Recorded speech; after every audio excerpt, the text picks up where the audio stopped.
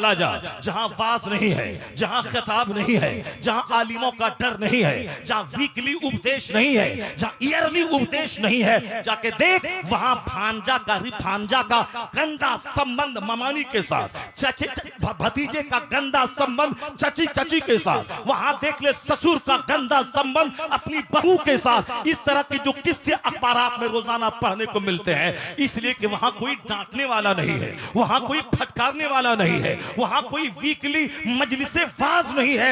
अल्हम्दुलिल्लाह हमारे यहाँ बुराइयां हैं, चुप छुपा के हैं, मगर कोई ज़िना की महफिल सजा के गांव में नहीं बैठता है, कोई शराब की महफिल सजा के नहीं बैठता है।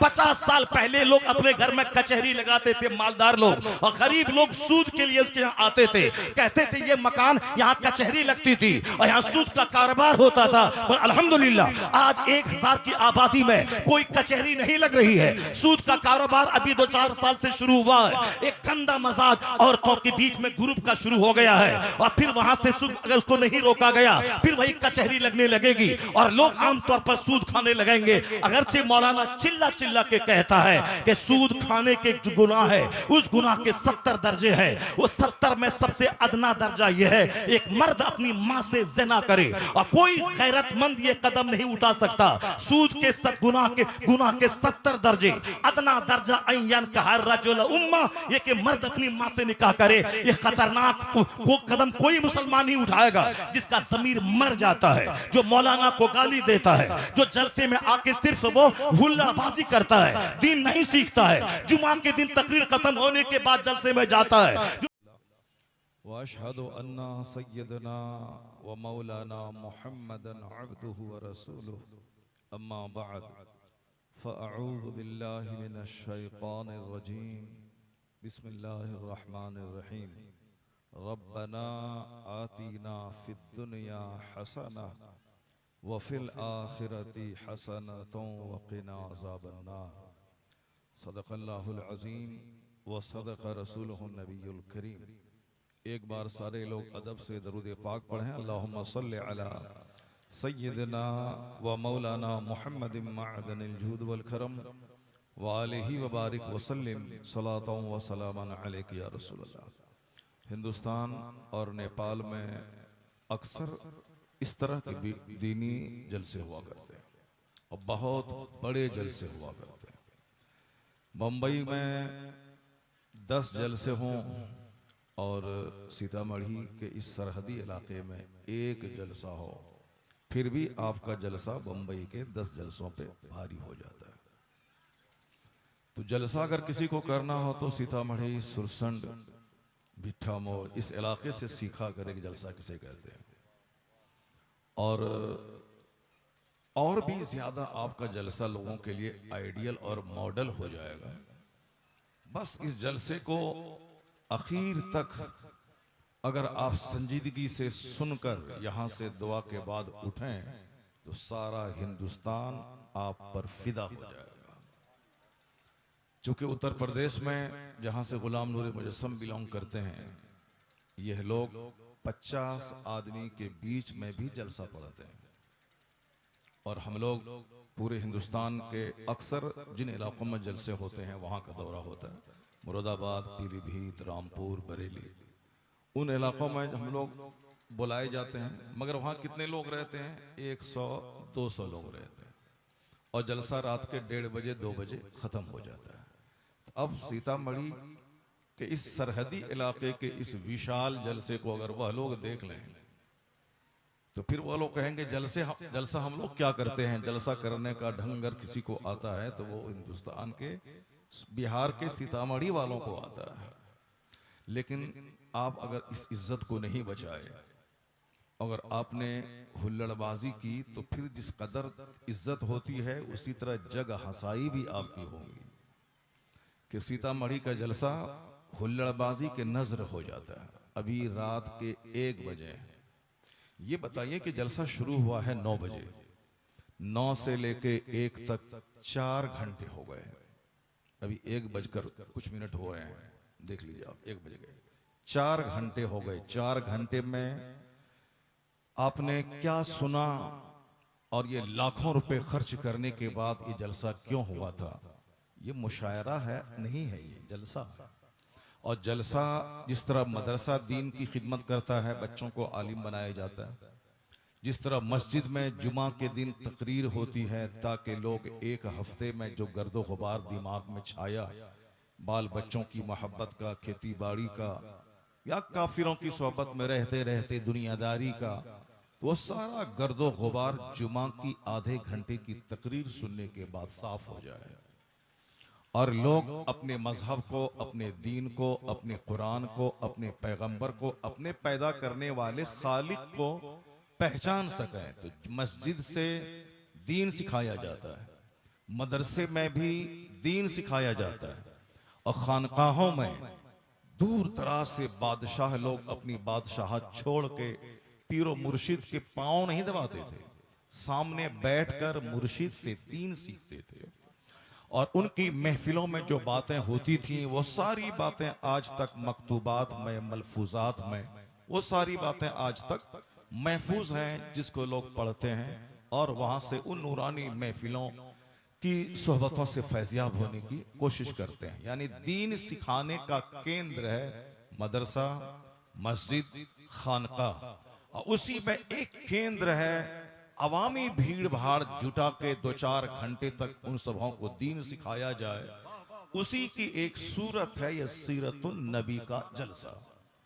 हमारे बुजुर्गों ने इस जलसे को इसीलिए कायम किया था कि जो मदरसा नहीं जा पाए वो जलसे में आ जाए, जो खानकाह में अपने बुजुर्गों के पास बैठकर दीन नहीं सीख पाए वो जलसे में आ जाए, जो लोग आलिमों और की सोहबत में 2-4 घंटे रोजाना नहीं बैठ पाते हैं वो साल में 2-4 जलसों में शिरकत कर लें ताकि उन्हें भी दीनी फैजान हासिल हो जाए। तो ये जलसा असल में दीन सिखाने का एक जरिया है और इल्म दीन फैलाने का एक केंद्र है ये जलसा। बदकिस्मती से, अनफॉर्चुनेटली, चूंकि हम लोग हिंदुस्तान में रहते हैं, हिंदुस्तान में अक्सर जगहों पे ढनाढन टनाटन होता है, 72 घंटे के लोग जग करते हैं, एक ही बात को रटते रहते हैं, वो लोग सुनते रहते हैं। इसलिए हम लोगों ने उनका देखा देखी, हम लोगों ने भी इस जलसे को आनंद लेने का एक केंद्र बना दिया, अक्सर गाने बजाने का एक केंद्र हम लोगों ने बना दिया कि चलो 2-4 घंटे बैठकर इंजॉय किया जाए, मजा किया जाए। यही वजह है कि आपको आलिमों की गुफ्तगू अच्छी नहीं लगती और नात खानों की नात खानी अच्छी लगती है। क्यों कि नात खानी में वहां इसलिए अच्छी लगती है क्योंकि वहां आवाज है, अंदाज है, राग है, ये आमतौर पर हर आदमी को अच्छा लगता है। लेकिन चूंकि तकरीर में वाज है, नसीहत है, मार्गदर्शन है, गाइडलाइंस है कि मुझे ऐसे जीना है, ऐसे नहीं जीना है, मुझको ऐसे करना है, ऐसे नहीं करना है, मुझको किन की पैरवी करनी है और किन की पैरवी नहीं करनी है, ये बात आदमी की तबीयत के लिए बोझ हो जाती है। तो इसलिए हमारे बुजुर्गों ने थोड़ी दिलचस्पी बहाल करने के लिए एक रास्ता निकाला था कि शुरू में एक नात हो जाए, फिर 1 घंटे की तकरीर हो जाए, वाज हो जाए, फिर एक नात हो जाए, 5 अशार की नात हो जाए, फिर 1.5 घंटे की तकरीर हो जाए, फिर एक नात हो जाए, फिर एक तकरीर हो जाए। इस तरह से 4 बजे सुबह तक 5 घंटे की जबरदस्त तकरीर हो जाए और मजलिस में बैठने से बंदा बोर ना हो, इसलिए बीच बीच में 5-5 अशार की नात खानी हो जाए ताकि दिलचस्पी लोगों की बनी रहे। मकसद है दीन सीखना, मकसद ये है, और नात है ताकि दिलचस्पी की खातिर लोग बैठे रहें, इस बहाने कुरान सुन लें, हदीस सुन लें, बुजुर्गों के अहवाल को सुन के नेक बनने की कोशिश करें।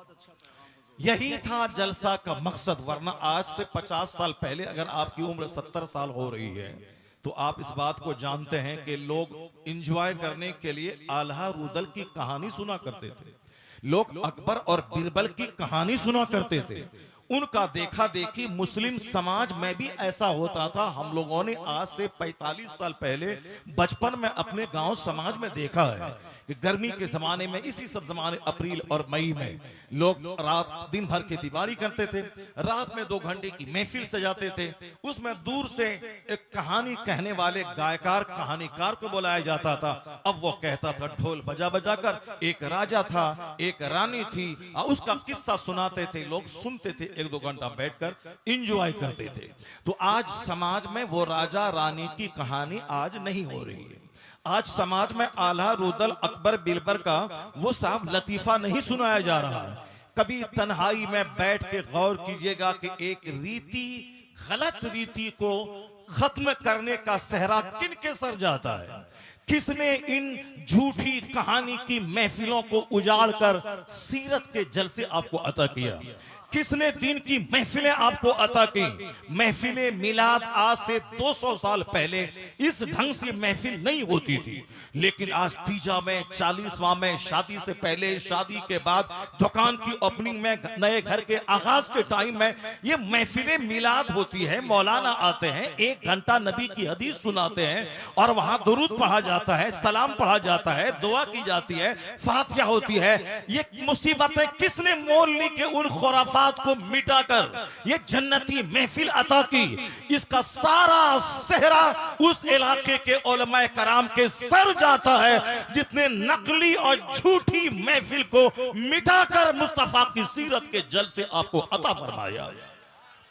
इस हर इलाके में अलग अलग आलिमों ने अपना रोल प्ले किया है, लेकिन सीतामढ़ी और मुजफ्फरपुर इस जोन में जिसने ये नबी के जिक्र की महफिल दी, जिसने बरकतें हासिल करने का एक जरिया, एक रिसोर्स दिया, तन्हाई में बैठ के गौर करेंगे कौन था वह मर्द मुजाहिद, कौन था वह बतले जलील जिसने आला रुदल की कहानी की महफिल को मिटाकर मुस्तफा के मिलाद की महफिलें घर घर कायम कर दी। उन वीरों में एक नाम सरकारे मुहिब्बा का आता है, जिन्होंने खुराफात मिटाकर सुन्नतों का राज कायम करने की कोशिश। नारे तकबीर, नारे रिसालत, बुजुर्गों का एहसान मानिए, बुजुर्गों का एहसान मानिए कि उन लोगों ने हमें ये जन्नती महफिल अता कर दी है कि हम आज अपने बड़े बड़े उलमा का दीदार भी करते हैं, उनसे दुआएं भी लेते हैं, उनकी ज़बानी दीन भी सीखते हैं। दोबारा अगर ये माहौल जो आप लोगों ने बर्पा कर दिया है कि रात के 1-2 बजे तक सिर्फ नात सुनना और आखिर में बाद दिले ना खास्ता जलसा है तो 1 घंटे की तकरीर जैसे तैसे सुन लेना और जल्दी से मुकर्रिर को भगाने की कोशिश करना कि भागो यहां से, फिर दोबारा वो नात पढ़ने वाला आ जाए, तो ये दौर जो आप ला रहे हैं ये वही आला रुदल के दौर की तरफ हम जा रहे हैं, वही अकबर बिरबल की कहानी के दौर की तरफ हम जा रहे हैं। नाच और गाना जो ये लोग करते हैं कि 50 साउंड लगा दिया और 2 आदमी खड़ा होकर नाच के झांझन बजा रहा है और सारे गांव की नींद खराब कर रहा है, आप उसी तरफ बढ़ रहे हैं। अगर उस तरफ नहीं बढ़ना है, बच्चे को आलिम बनाना है, हाफिज़े कुरान बनाना है, अपने बच्चे को IAS ऑफिसर बनाना है, अपने बच्चों को प्रोफेसर बनाना है, अपने बच्चों को DM बनाना है, अपने बच्चों को कामयाब इंसान बनाना है, यहाँ खुशहाल रहना है, मरने के बाद जन्नत जाना है, तो इस इल्म सिखाने वाली महफिल को जिंदा रखना होगा, जहालत को मिटाना होगा और नेक लोगों की कद्र करनी होगी, मुस्तफा का दीन सीखना होगा, ताकि दुनिया में आपका बच्चा DM और प्रोफेसर बने और जब मरे तो मुस्तफा की शफाअत से जन्नतुल फिरदौस का हकदार हो जाए। और बगैर इल्म के न कोई बंदा जन्नत जा सकता है और बगैर इल्म के ना कोई बंदा दुनिया में अच्छी जिंदगी गुजार सकता है। हिंदुस्तान का एक बहुत बड़ा डकैत जो 10, 20, 50 लोगों की हत्या का इल्जाम जिसके सर पे है, वह डकैत भी एक बार बोला था कि मेरे पास लाठी है, मेरे पास ताकत है, मेरे पास 2, 4, 10, 50, 100 मकानात है, मेरे पास सैकड़ों बीघा जमीन है, मगर जो चीज नहीं है जिसकी कमी मैं महसूस करता हूं वह इल्म की कमी का एहसास मुझको हर कदम पे होता है। इसलिए तुम डकैत मत बनना, अपने बच्चों को पढ़ना लिखना सिखाना। अगर तेरा बच्चा मास्टर बन गया, तेरा बच्चा प्रोफेसर बन गया, तेरा बच्चा DM बन गया, तो फिर इज्जत इल्म की वजह से जो होगी वह 1000 एकड़ जमीन खरीदने के बाद, मालदार बनने के बाद नहीं होगी, क्योंकि इल्म का जादू सबके सर चढ़ के बोलता है। इल्म वो हथियार है कि कमजोर भी हो तो इल्म उसे बलवान बना देता है। अपने बच्चों को जाहिल मत रखना, खुद जाहिल मत रहना। ये बता दे, अगर 2 घंटे तक सिर्फ नात सुनोगे तो मुस्तफा की हदीस कब सुनोगे? अल्लाह रब्बुल इज्जत का वो कलाम जो तमाम उलूम व फनून का जामे है, जिस कुरान करीम में खुश्क तर की सारी बातें मौजूद है, जिस कुरान में मेरे प्रॉब्लम्स का सॉल्यूशन मौजूद है, जिस कुरान करीम में हमारे घर की उलझनों का इलाज मौजूद है, जिस अहादीस के जखीरे में वालिदैन और औलाद के रिश्ते कैसे मजबूत हो उसका उपदेश मौजूद है।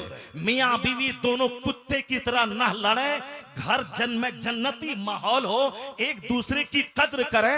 ये कैसे होगा जब तक मुस्तफा की हदीस नहीं सुने, सरकार की सीरत नहीं सुने? तो आज घर उजड़ रहा है, तलाक ज्यादा हो रही है। अगर तलाक नहीं भी हो रही है, दोनों कुत्ता कुत्ते की तरह आपस में लड़ते हैं। बाहर में साहब बाइक पे सवारी हो रही है, बाहर में साहब कश्मीर में कश्मीर डल झील में कश्ती पे चढ़ के आनंद लिया जा रहा है, और घर में धींगा मस्ती होती है, घर में कुश्ती लड़ी जाती है, घर में बीवी चप्पल लेके शौहर को मारती है, और शौहर बेइज्जती से बचने के लिए पान खा के मुंह लाल करके सड़क पे जाके बोलता है मेरी बीवी सबसे ज्यादा खूबसूरत है, सबसे ज्यादा मार खा के वही आया है।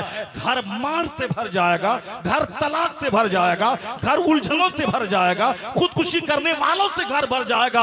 अगर आपने मुस्तफा की हदीस नहीं सुनी, हुजूर की सीरत से रोशनी हासिल नहीं की, तो हर घर में जाहिलों की तादाद में इजाफा होगा। कसम खा ले कि कामयाब जिंदगी गुजारने के लिए मुस्तफा को अल्लाह ने जो मॉडल बना के भेजा है, मैं उसे पढ़ूंगा, मैं उसे समझूंगा, मैं उसकी जिंदगी से नूर हासिल करूंगा, फिर मेरा घर भी जगमगाएगा। तो किराए के घर में भी बादशाहों जैसा सुकून अल्लाह अता फरमा देगा। सुकून। सुभान अल्लाह, सुभान अल्लाह। बहुत अच्छा पैगाम हुजूर, वाह वाह वाह वाह वाह वाह वाह वाह, जवाब नहीं है। सुभान अल्लाह।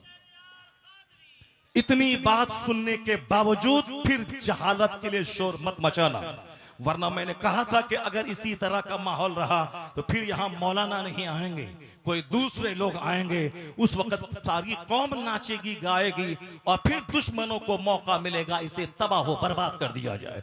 आज 50 लड़के ने हिंदुस्तान में यूपीएससी कंप्लीट किया है, मुसलमानों के 50 बच्चे।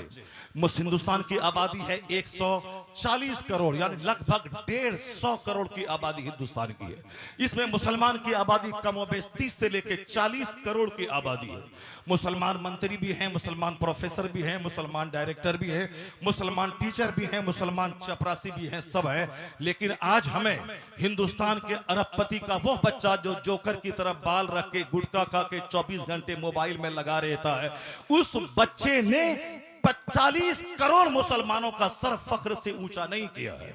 उन बच्चों ने हमारी बेइज्जती की है, उन बच्चों ने डकैती करके, ट्रेन को लूट करके, गुटखा खा के, अपने बदन को कैंसर से पीड़ित करके, बीमारों की सूची में नाम लिखवा के, चोरी करके, डकैती करके, एटीएम लूट के, उन लोगों ने मेरी बेइज्जती करवाई है। हिंदुस्तान के 40 करोड़ मुसलमानों को जलील किया है। लेकिन इन्हीं जलीलों में, इन्हीं नाचने वालों में, इन्हीं गुटखा खोरों में, इन्हीं लड़कीबाजी करने वालों में 50 लड़के ने जो आज आईएएस कंपटीशन पास किया है, 40 करोड़ मुसलमानों का सर आज फख्र से ऊंचा हो गया है। आज पूरे हिंदुस्तान में व्हाट्सएप पे, यूट्यूब पे, इंस्टाग्राम पे, हर जगहों पे ये 50 मुसलमानों के लड़के आज छाए हुए हैं और सब पर चर्चा। अभी मैं यहाँ आने से पहले मैंने एक पंडित जी का डिबेट अभी मैंने आधा घंटा पहले देखा। वह पंडित जी कह रहे थे कि आज हिंदुस्तान के सारे हिंदू जो सर के बाल नोच रहे हैं और बहुत सारे शरीर किस्म के लोग जो कहते हैं ये 50 आतंकवादी डीएम बन गए, अब इंडिया क्या क्या होगा, अब क्या होगा। उस पंडित जी इतना डांटा है, कहा कि तुम क्या चाहते हो कि तुम सिर्फ लुच्चागिरी करो और उसके बाद जो पढ़ेगा लिखेगा वो डीएम बनेगा, और तुम लुच्चागिरी करेगा तुम डीएम कैसे बनेगा। तो मुसलमानों से हसद मत करो, जलन मत करो। उनके बच्चे मेहनत करके 15-15, 20-20 घंटे अगर वो आईएएस कंपटीशन पास कर रहे हैं तो तुम चिढ़ो मत, तुम भी मेहनत करो और तुम भी डीएम बनो। ये चिढ़ने का मौका नहीं है, मुसलमानों से सबक हासिल करने का मौका है। वह लोग अपनी कौम को दावत दे रहे हैं कि मुसलमानों का मजाक मत हुआ। किसने तुमसे कह दिया? आईएएस ऑफिसर बनने में वहां मजहब देखा ही नहीं जाता है, चूंकि वहां पे सिर्फ क्वालिटी देखी जाती है, सिर्फ इल्म देखा जाता है, सिर्फ एबिलिटी देखी जाती है, सिर्फ सलाहियत देखी जाती है। वो तो इंटरव्यू में पूछा जाता है तुम्हारा क्या नाम है, तुम कहां से बिलोंग करते हो, लेकिन रिटन का वो एग्जाम जो 15 लाख लड़कों में सिर्फ 1000 कुछ बच्चे ने जो एग्जाम क्वालिफाई किया है, 15-16 लाख में सिर्फ 1000 बच्चे, ये बच्चे वो होते हैं जो क्रीम होते हैं, जो 16-16 घंटे पढ़ते हैं। ये बच्चे अपने रिश्तेदारों की शादी ब्याह में भी शरीक नहीं होते हैं, अपना सारा फोकस सिर्फ किताब पे देते हैं। और वही बच्चों ने हिंदुस्तान का सबसे टफ एग्जाम निकाला है, तो बच्चा 50 निकाला है। हिंदुस्तान में खलबली मच गई है, तो तुम सब ये जहालत छोड़ के अपने बच्चों को इतना पढ़ाओ कि आज 50 बच्चे निकले हैं, कुछ साल के बाद 100 मुसलमानों के बच्चे डीएम बन जाए। और जिस दिन तुम डीएम बनेगा, खुराफात घटेगा हिंदुस्तान से, जालिम का खात्मा होगा, अमन व अमान का गहवारा हिंदुस्तान बन जाएगा। चूंकि एक मंत्री 5 साल तक रहता है जब तक वो इलेक्शन जीता है, लेकिन एक डीएम 40 साल तक वो एक डिस्ट्रिक्ट का मालिक बन के रहता है। डिस्ट्रिक्ट का मालिक वो रहता है। अगरचे कोई नेता उसके मन के खिलाफ कोई डीएम हो, उसको ट्रांसफर करवा देगा, मगर ट्रांसफर नौकरी खत्म नहीं करेगा। वो सीतामढ़ी में नहीं रहेगा, मुजफ्फरपुर जाएगा, मुजफ्फरपुर में नहीं रहेगा, वो साहब बिजनौर चला जाएगा, बिजनौर में नहीं रहेगा, वो तमिलनाडु के साहब दूसरे डिस्ट्रिक्ट में जाएगा। लेकिन वो पूरी जिंदगी जब तक रिटायरमेंट का टाइम है 62-60 साल तक वो जॉब करेगा। इसे मंत्री से बड़ा दर्जा है उसका जो आईएएस ऑफिसर बनता है, जो डीएम बनता है। तो मंत्री का झोला ढोने से बेहतर है कि स्कूल के किताब का झोला बच्चों के हाथ में दे दे, वो स्कूल जाए, वो मदरसा जाए, वो खानका जाए, वो आलिमों के पास आए। अगर आपने अपने बच्चों को सिर्फ स्कूल भेजा, उनको हदीस नहीं सिखाई, उसको कुरान नहीं पढ़ाया, उसको नमाज के तरीके नहीं सिखाए, तो याद रखिए उन बच्चों के बिगड़ने में कोई देर नहीं लगेगी। वो डीएम तो बन जाएगा मगर तबाह बर्बाद हो जाएगा। किसी लड़की का चेहरा उसके ईमान को लूट लेगा, दूसरों का महल उसके ईमान को बर्बाद कर देगा। लेकिन ये जलसा आपको कहता है कि वह स्कूल के क्लास सब्जेक्ट को 15 घंटे पढ़े और सिर्फ 15 मिनट वह इस्लामिक चैप्टर पढ़े, तो वो काफिरों के रंग में नहीं रंगेगा। अगर अल्लाह ने तौफीक दी तो खुद मुस्तफा के रंग में रंग कर काफिरों को मुसलमान बनाकर अपने साथ जन्नत लेके चला जाएगा। सिर्फ 15 मिनट आपका बच्चा दीन सीखे रोजाना और दीन पढ़े रोजाना, ताकि उसका दीन भी महफूज रहे, उसका अखलाक महफूज रहे, उसका ईमान महफूज रहे। जो महफिल जो इल्म इस्लाम से हट के है, वह सिर्फ खाना सिखाता है, मकान बनाना सिखाता है, अच्छा कपड़ा पहनना सिखाता है, वह सिर्फ दूसरी औरतों का चेहरा दिखाना सिखाता है, एंजॉय करना सिखाता है, लग्जरियस लाइफ गुजारना सिखाता है। लेकिन जो इल्म दीन है वह दुनिया से ज्यादा आखिरत को संवारने का सलीका अता करता है। इसलिए ये अल्लाह ने हमें सिखाया कि दुनिया में भी अच्छा रहा, मरने के बाद भी अच्छा रहा, और दोनों जहान की खुशहाली की दुआ अल्लाह से मांगना। वरना दुनिया में अगर तुमने डीएम बनकर 50 खरब रुपए कमा ली, मरने के बाद अगर मरते टाइम में ईमान सलामत नहीं रहा और हालत कुफ्र में मर गए, तो अब वहां गए जहां का एक दिन 50,000 साल के बराबर होगा। तो दुनिया में 50 साल अच्छा खाना पीना कोई माना नहीं रखता। तो काफिरों की नजर सिर्फ दुनिया पे रहती है, मुसलमानों की नजर दुनिया पे भी रहती है, उससे ज्यादा आखिरत पे रहती है। अगर तैयारी आखिरत की हुई तो अल्लाह दुनिया में भी खुशहाली देगा, और मरेगा तो मुस्तफा के पड़ोस में जन्नतुल फिरदौस में जगह अता फरमाएगा। इसलिए ये महफिलें इस दुनिया में जीने का शऊर सिखाती है, और दुनिया से ज्यादा आखिरत की जन्नत के हुसूल का तरीका सिखाती है। अगर आखिरत से हट के ये महफिल अगर हो जाए, तो फिर ये महफिल भी उन मुशरिकों की दरसगाह की तरह एक दरसगाह बन जाएगी, जहां सिर्फ इंजॉय करना, इश्कबाजी करना, मोहब्बत करना, प्रेम करना, और प्रेम की कहानी सुनना, फिल्में देखना, ब्लू फिल्में देखना, और प्रैक्टिकल में समाज में उरियानत और फहाशी को फैलाना, पाना जो उसका मकसद है और जो उसकी जिंदगी का सबसे बड़ा एम होता है। मगर आज अल्हम्दुलिल्लाह आप कहते हो जलसा से क्या होगा, आप कहते हो तकरीर से क्या होने वाला है। अगर यह तुमको अंदाजा नहीं है कि तकरीर से क्या होता है, जलसे से क्या होता है, तुम ये गौर करो कि मुसलमानों के यहाँ आम तौर पर तुम्हारी बस्ती में कितने लोग हैं जो अपने दरवाजे पे शराब की दुकान सजा के शराब पी रहा हो। कितने लोग हैं, नहीं मिलेंगे। मुट्ठी भर 1 2 4 लोग मिलेंगे समाज में जो शराब छुप छुप के पीते हैं। ओपन दुकान सजा के एक बंदा भी आपके गांव का नहीं मिलेगा। इसलिए नहीं मिलेगा क्योंकि अभी शर्म बाकी है, अभी हया बाकी है, अभी हमारी इस बदअमली की मुसम्मत करने वाले उलमा मौजूद हैं। जुमा का खिताब जिंदा है, ईदैन का खुतबा जिंदा है, महफिले मिलाद में गरीब से गरीब बच्चा जो आलिम दीन है वह किसी नवाब जागीरदार को खातिर में लाए बगैर वह मिलाद की महफिलों में बुराइयों की मुजम्मत करता है, शराब की मुजम्मत करता है, जिना की मुजम्मत करता है, सूद की मुजम्मत करता है। उसके यहाँ चला जा जहाँ वाज नहीं है, जहाँ खिताब नहीं है, जहाँ आलिमों का डर नहीं है, जहाँ वीकली उपदेश नहीं है, जहाँ ईयरली उपदेश नहीं है, जाके देख वहां भांजा का गंदा संबंध ममानी के साथ, भतीजे का गंदा संबंध चची के साथ, वहां देख ले ससुर का गंदा संबंध अपनी बहू के साथ। इस तरह के जो किस्से अखबारात में रोजाना पढ़ने को मिलते हैं, इसलिए कि वहां कोई डांटने वाला नहीं है, वहां कोई फटकारने वाला नहीं है, वहां कोई वीकली मजलिसे वाज नहीं है। अल्हम्दुलिल्लाह हमारे यहाँ बुराइयां हैं, चुप छुपा के हैं, मगर कोई ज़िना की महफिल सजा के गांव में नहीं बैठता है, कोई शराब की महफिल सजा के नहीं बैठता है। 50 साल पहले लोग अपने घर में कचहरी लगाते थे, मालदार लोग, और गरीब लोग सूद के लिए उसके यहाँ आते थे, कहते थे ये मकान यहाँ कचहरी लगती थी और यहाँ सूद का कारोबार होता था। और अल्हम्दुलिल्लाह आज 1000 की आबादी में कोई कचहरी नहीं लग रही है। सूद का कारोबार अभी 2-4 साल से शुरू हुआ है।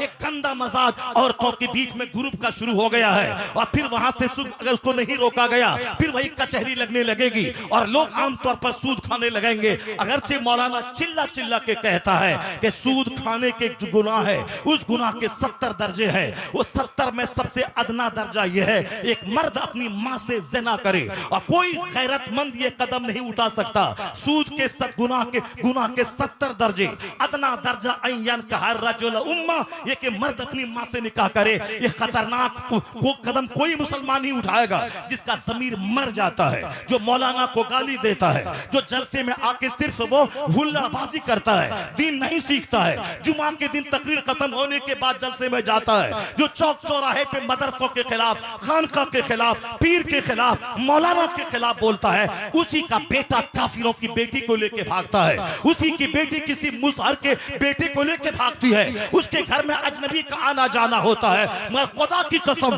जिसके घर में पीर का आना जाना हो, मौलाना का आना जाना हो, सरकारी मुहिबा के शहजादों का आना जाना हो, वहां का बेटा काफिरों के साथ नहीं भागता है। अगर उसके संपर्क में कोई मुशरिक आ जाए तो इन बुजुर्गों का फैज याफ्ता उस मुशरिक को जन्नती बना के मोमिन बना देता है।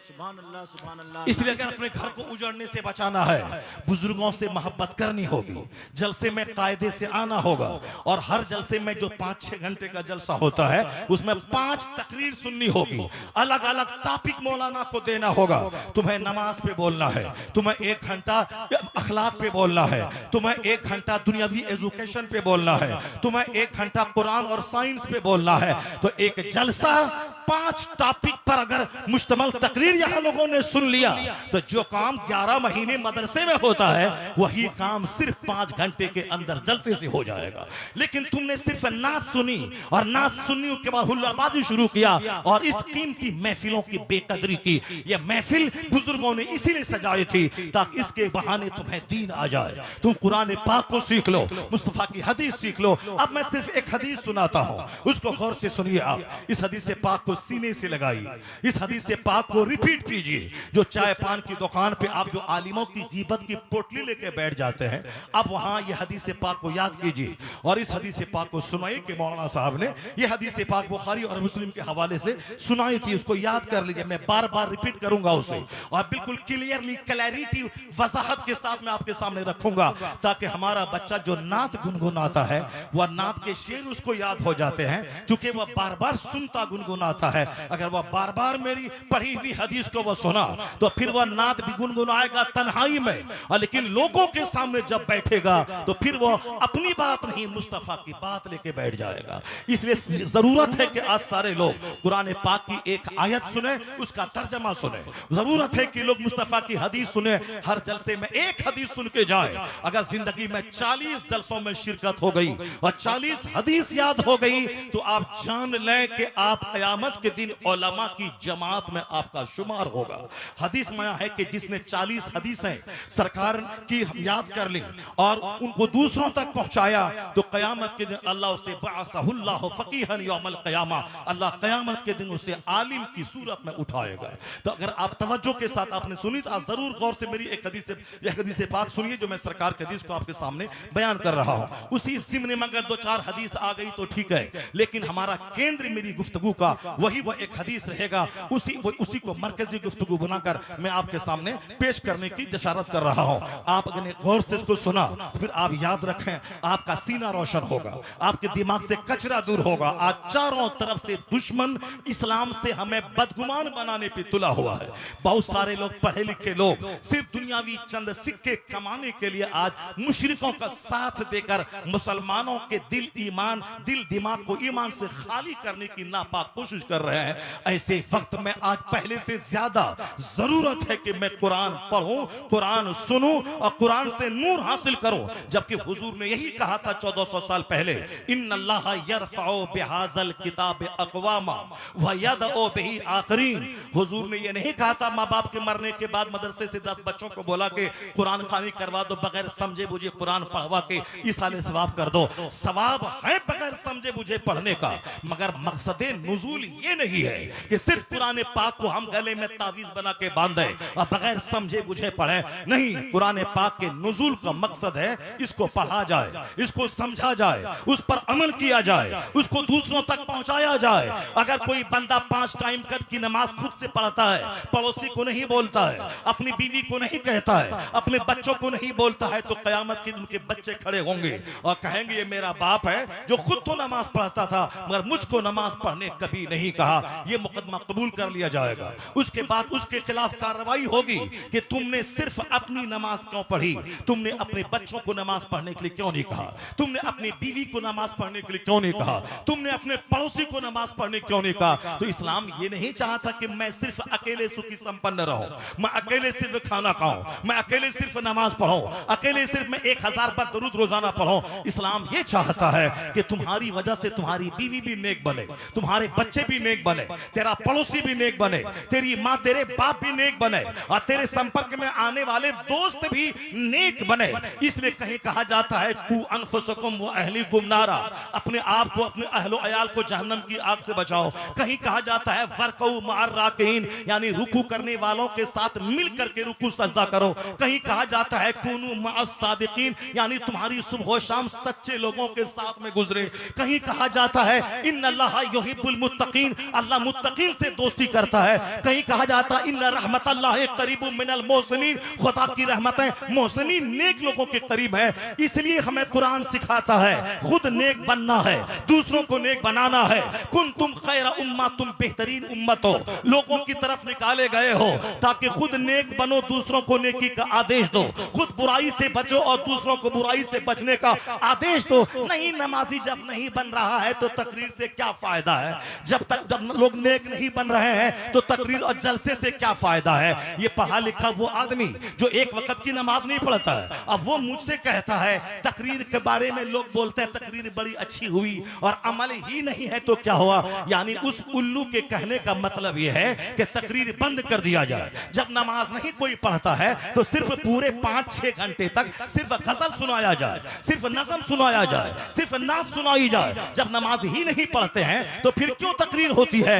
ये बोलता है कौन, जो 10 साल मदरसे में पढ़ा है और जो 10 साल से स्टेज में रह रहा है और जो नात पढ़ करके 2 रोटी कमा के खाता है। मैं कहता हूं बदतमीज, जब तुम आलिमों की सोहबत में रहते रहते 10-20 साल से और जब तुम नमाजी नहीं बने तो हम ये आदमी जो साल में एक दिन जलसे में आया है उससे मैं कैसे उम्मीद रखूं कि हमारी तकरीर सुनने के बाद ये नमाजी बनेगा। पहले खुद तौबा कर, खुद नमाजी बन जा, उसके बाद जलसों की अहमियत को घटाने के लिए इस तरह की बात मत बोला कर। नमाजी आए ना आए, अजान बंद नहीं होगी, चाहे लोग आए ना आए, जुमा का खिताब बंद नहीं होगा, चाहे लोग सुने ना सुने, ईदैन का खुतबा वाजिब है वह बंद नहीं होगा, जुमा का खुतबा फर्ज और शर्त है वो कभी बंद नहीं होगा, सीरत की महफिलें बंद नहीं होंगी, आसमान से बारिश होगी, सरखेज जमीन फसल पैदा करेगी, बंजर जमीन उसको सड़ जाएगी, गली ही फसल पैदा करेगी। जिसके दिल में वाजो नसीहत का पानी पड़ा, उसका दिमाग हिला, वो नेक बना, वो समझ ले उसका दिल सरखेज जमीन की तरह है, नसीहत का पानी उसको बदल दिया है। और जिसका दिल सड़ा हुआ हो, जिसका दिल पत्थर हो चुका हो, पानी पड़ता है पत्थर पर, पानी ढलक के नीचे गिर जाता है, पत्थर सूखा का सूखा रहता है। तुम्हें अपने दिल पे मातम करना चाहिए, न कि तकरीर की अहमियत को घटाने के लिए इस तरह के जुमले बोलना चाहिए। चाहे एक भी तमाशी आए ना आए, अजान कयामत तक होती रहेगी, खिताब कयामत तक होता रहेगा। नारे तकबीर, जरा जोर से जवाब दे। नारे तकबीर, नारे रिसालत। रहबराने शरीयत कॉन्फ्रेंस हजरत अल्लामा मुफ्ती शहरयार रजा साहब किबला। हमारे बुजुर्ग 100 साल पहले से अगर यही सुन के रह जाते, नमाजी नहीं बनते हैं तो जलसा कराने से क्या फायदा है, सारे मदरसे बंद हो गए होते, खिताबात बंद हो जाते, आलिमों का फकार खत्म हो गया होता, कोई कुरान पढ़ने वाला सुनाने वाला नहीं मिलता। मगर हमारे इन बुजुर्गों ने इन सारी छोटी छोटी बातों की अनदेखी करते हुए उन लोगों ने मेहनतें जारी रखी, मदरसा कायम किया, महफिलें मुनक्किद की, खानका को जिंदगी अता की, लोगों से मिलना जुलना रखा। नतीजे में आज अगर पूरे हिंदुस्तान में सबसे ज्यादा जलसे सीरत की महफिलें तिरहुत डिवीजन में अगर हो रहे हैं, मुजफ्फरपुर में, मोतिहारी में, मधुबनी में, दरभंगा में, सीतामढ़ी में, वो पुराना हिंदुस्तान जो नेपाल में चला गया, वो सब जो हिंदुस्तान के अंदर ही था, उन इलाकों में अगर जलसा है, सीरत की महफिलें हैं, तो नेताओं की मेहनत का दखल नहीं है, डीएम की मेहनत का दखल नहीं है, जमींदार की मेहनत का दखल नहीं है, वह कमजोर खाने वाले पीने वाले, वह रहबराने शरीयत है जिसमें सरकारें मुहिब्बा सब बिल्कुल सरखेल बन के इस जमात के सरदार हैं, जिन्होंने गालियां सुनी, जिन्होंने मेहनतें की, उनका एहसान है कि आज मदरसा जिंदा है, जलसा जिंदा है, खानका जिंदा है, उनके बाल बच्चों के सरों पे पगड़ियां जिंदा है, चेहरों पे दाढ़ियां जिंदा है। अल्लाह उनकी कब्र को रहमतों नूर अता फरमाए, जिनके सदके में आज हजारों लोग जलसे में आते हैं, दीन सीखते हैं, अपनी जिंदगी संवारते सजाते हैं। बहुत अच्छे हजरत, बहुत अच्छा। उन बुजुर्गों की मेहनतों को मैं सलाम करता हूं। उन्हीं बुजुर्गों में एक सरकार तय गली है जो आज से 60-70 साल पहले बैलगाड़ी पर चलकर, पैदल चलकर, साइकिल पर बैठकर, गांव-गांव जाकर, दालान में मचान पे बैठकर 10 लोगों को जमा करके कहते थे कि मसलके आला हजरत पे मजबूती से कायम रहना। सरकार आला हजरत ने फला के बारे में ये कहा है, फला ने मुस्तफा के इल्म गैब की तौहीन की है, आला हजरत ने उनके खिलाफ ये किताब लिखी है। मसलके आला हजरत के हामी उलमा को बोला कर बड़े जलसे करवा के छोटी छोटी महफिलों में लोगों के सामने इस तरह की बातें बताकर अगर आज सुन्नियत आपके इलाके में जिंदा है तो एहसान एक तरफ बाबा तैग अली का बाद में है, सरकारे मुहिब्बा का एहसान, बाबा तैग अली का एहसान और मुहद्दिस बिहारी का एहसान, मलिकुल उलमा का एहसान, इन बुजुर्गों का एहसान है। आज बिहार में सुन्नियत जिंदा है किसी नेता की वजह से नहीं, इन रहबराने शरीयत उलमा की वजह से दीन जिंदा है। अल्लाह ताला इन उलमा से मोहब्बत करने की हम सबों को तौफीक अता फरमाए। ये कहते हैं मौलवी लोग क्या करता है, मौलाना लोग क्या करता है। मौलाना मौलवी दुनिया की बातें कम करता है, जन्नत की बातें ज्यादा करता है, और जन्नत की बातों के जिम्न में दुनिया की बातें भी हो जाती हैं।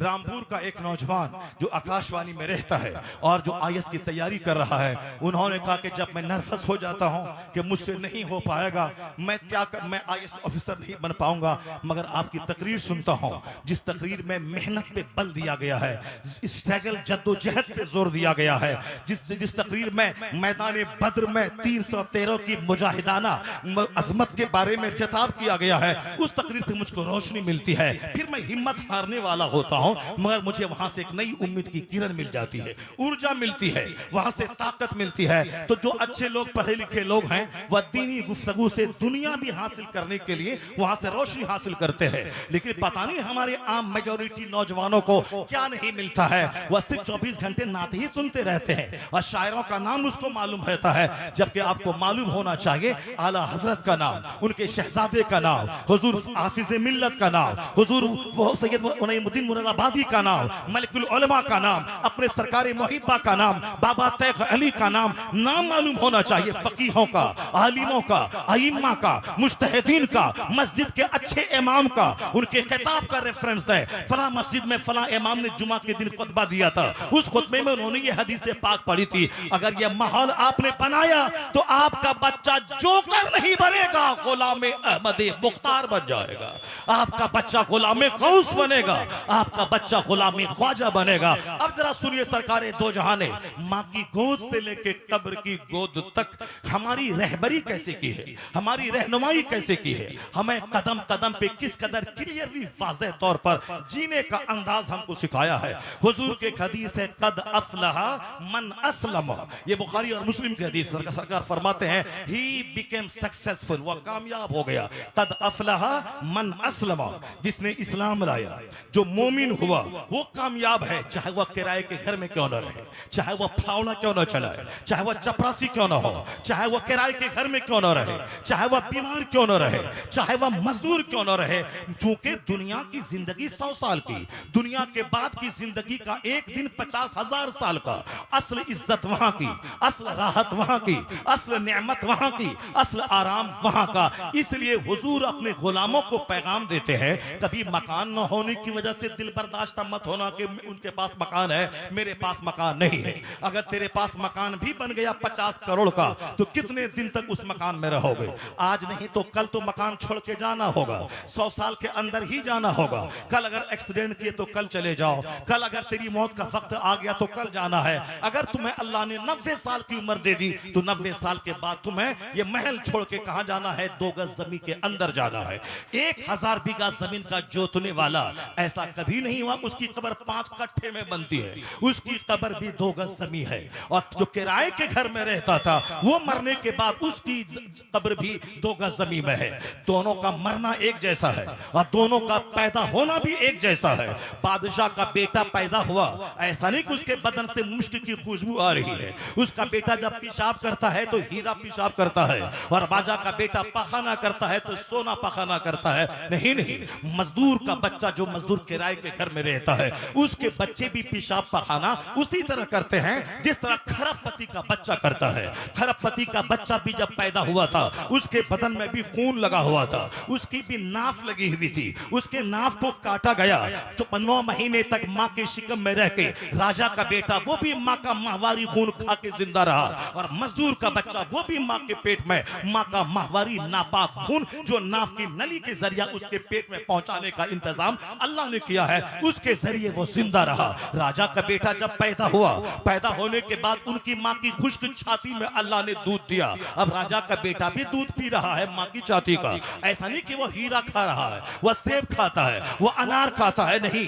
उसके लिए माँ का दूध सबसे बेहतरीन दवा भी है, बेहतरीन मशरूब भी है और बेहतरीन खुराक भी है। और वही खुश्क छाती में जैसे बच्चा पैदा हुआ वो फौरन उस गरीब बच्चे की माँ को भी दूध दिया। अब वह बच्चा अपनी माँ का दूध पीता है, तो अमीर का बच्चा भी माँ का ही दूध पीता है। अगर माँ का दूध नहीं है तो डब्बे का दूध पीता है। वह गोश्त मछली नहीं खाता है, वो माँ का दूध पिए या फिर माँ के दूध के इंग्रेडिएंट से जो दूध बनता है वो दूध पिए, बकरी का दूध पिए, गाय का दूध पिए, वो भी नेचुरल कुदरती दूध ही है जो बच्चों की बेहतरीन ग़िज़ा है। चाहे माँ की छाती से अल्लाह दे, चाहे वो छाती खुश्क हो तो बकरी का दूध हो, गाय का दूध हो, बच्चों की खुराक बने।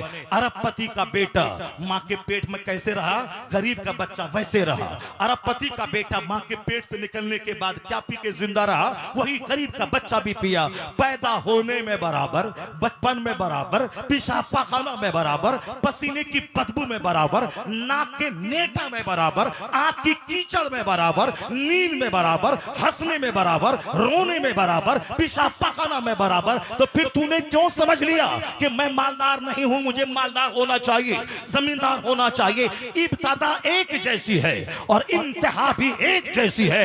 मरने के बाद कोई अरबपति लाल रंग का कफन नहीं पहनता है, 50 करोड़ का कफन वह दुबई से नहीं मंगवाता है, वही सीतामढ़ी ब्राह्मणी कुम्मा बाजार का वही 100 रुपए मीटर वाला सूती का सफेद रंग का कफन अरबपति भी पहनता है, और मजदूर का बच्चा भी पहनता है, और मजदूर भी पहनता है, उसको पहना के कब्र में डाला जाता है। तो दोनों का लिबास एक, आने का अंदाज एक, दोनों की कब्र एक। या जिंदगी में चाहे कोई बिरयानी खा ले, चाहे जौ की सूखी रोटी खा ले, चाहे पैदल चले, चाहे कार पे चले, मकान में रहे या मिट्टी की दीवार में रहे, ये सब आरजी टेम्पररी फानी चीजें हैं। इस्लाम यही इसी पे बहस करता है। कामयाब वो नहीं है जो महल में रहता हो, कामयाब वो नहीं है जो 1000 बीघा जमीन जोतता हो। कद अफलहा मन अस्लमा, कामयाब वो है जिसका ईमान सलामत रहा। दुनिया में कुछ मिले ना मिले, आखिरत की जन्नत सलामत रही।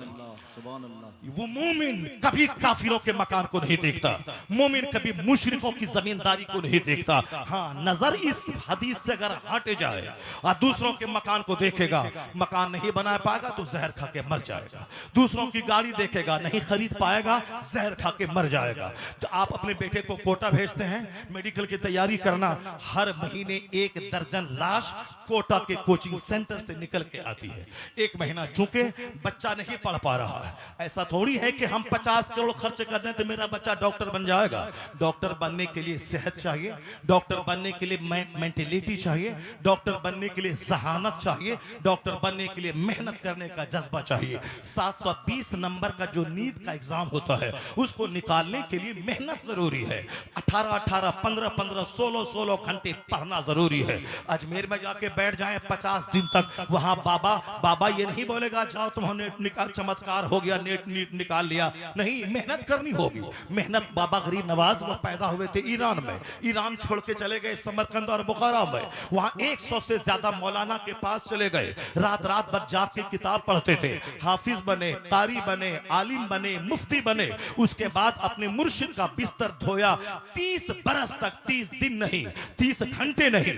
आज बेअदबी ने मुझको बर्बाद और तबाह कर दिया। माँ की बेअदबी, बाप की बेअदबी, समाज के बड़ों की बेअदबी। अरे मौलाना है तो क्या हो गया, हम भी तो कमाते हैं दिल्ली में 1 लाख रुपए महीना, अरब को सलाम करें उसको, वो हमको सलाम करेगा।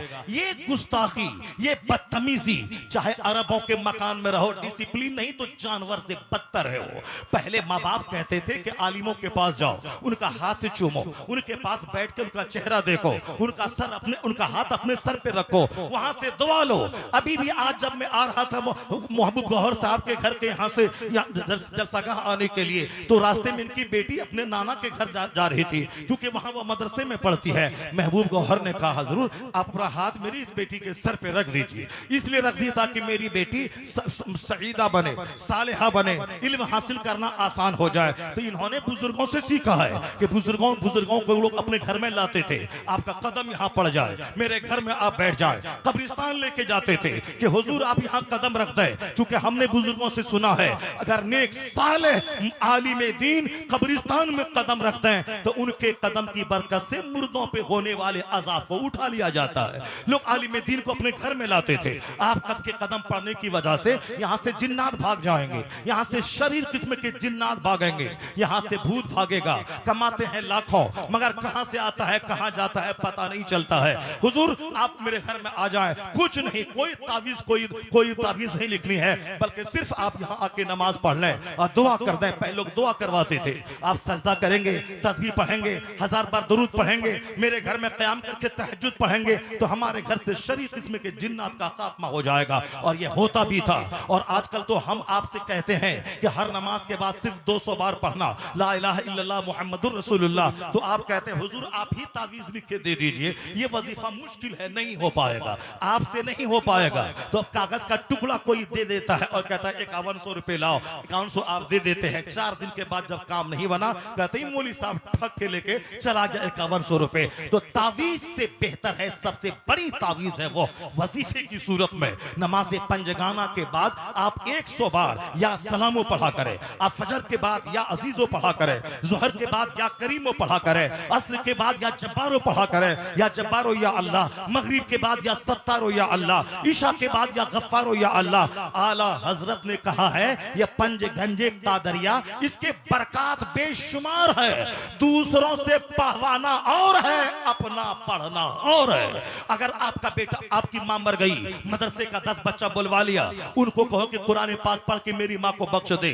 उनकी मां नहीं मरी है, मां तो आपकी मरी है। वो तो बिरयानी के शौक में मदरसे का बच्चा आ गया, वो तो 51 रुपए के शौक में वो बच्चा आ गया। वो जैसे तैसे पढ़ा, बोला हाँ हमने 10 खत्म कर दिया, और आपने 51 रुपए दिया, बच्चा चला गया। एक पारा भी ठीक से नहीं पढ़ा। क्यों? उसकी मां नहीं मरी है, मां तो आपकी मरी है। तो आप जो दर्द के साथ पढ़ेंगे, आंसुओं के साए में पढ़ेंगे, क्योंकि आपकी मां मरी है, आपका बाप मरा है, तो ये बच्चा चाहे 1000 बोले कि हमने सही पढ़ा है, और आप 3 बार कुल हो अल्लाहु अहद पढ़ के बाप को बख्श दें, आंसुओं के साए में वो 3 बार कुल हो अल्लाहु अहद आपका पढ़ना इनके छोड़ भाग करके 50 खत्म से हजारों गुना बेहतर है। चूंकि इन्होंने छोड़ा है, आगे छोड़ा। आपने बोला कि 5 आदमी हो, 5 खत्म कर दो। ये 5 बच्चे 5 खत्म कैसे 5 घंटा में करेंगे? एक पारा पढ़ने में 35 मिनट लगते हैं हम लोगों को, और जो थोड़ा कमजोर पढ़ता है 40 मिनट लगते हैं। ये बता दे कि 40 मिनट में एक पारा खत्म होता है। अगर 10 बच्चे हैं तो वो बच्चे किस कदर 1 घंटे में कैसे 5 खत्म कर लेंगे? मगर आप भी जाहिलों की तरह काम करते हैं, नहीं कुछ भी हो पढ़ देना है, तो फिर आपसे ज्यादा चालाक ये बच्चा बन जाता है। आप उधर गए चाय बनाने के लिए, ये बोलता हाँ हाँ 5 खत्म हो गया। तो जैसे आप हैं वैसे ये है, जैसी शिरनी वैसे फातिहा। अगर शिरनी हो रसमलाई की, तो मौलवी साहब भी जबरदस्त फातिहा आधे घंटे से पढ़ते। अगर 500 रुपया आपने वहां सामने रख दिया और बताशा लेके ले आए, और साहब 10 रुपया ला के रख दिया, और कहते हैं कि जरा जोरदार दुआ कर दीजिए, नहीं होता। जैसी रूह वैसा फरिश्ता, जैसी सोच समझ उसी तरह का काम होता है। आपकी मां मरी है, आप पढ़िए, आपका बाप मरा है, आप पढ़िए। इतना पढ़ लीजिए कि मौलाना फकीह बाद में बनिएगा। अगर जनाजे की नीयत, जनाजे में पढ़ी जाने वाली दुआ, जनाजे की नमाज पढ़ने का तरीका कि अल्लाह अकबर कहें तो आसमान नहीं देखें, अल्लाह अकबर कहें तो ईदैन की तरह हाथ में छोड़ दें। एक मौलाना साहब कह रहे थे शहबाज नूरी की तरह कि वो साहब दूसरे मौलाना के जनाजे में गए और वहां जाके ईदैन की नमाज पढ़ के गए थे, चारों तकबीरों में हाथ उठा के नीचे झाड़ना शुरू कर दिया।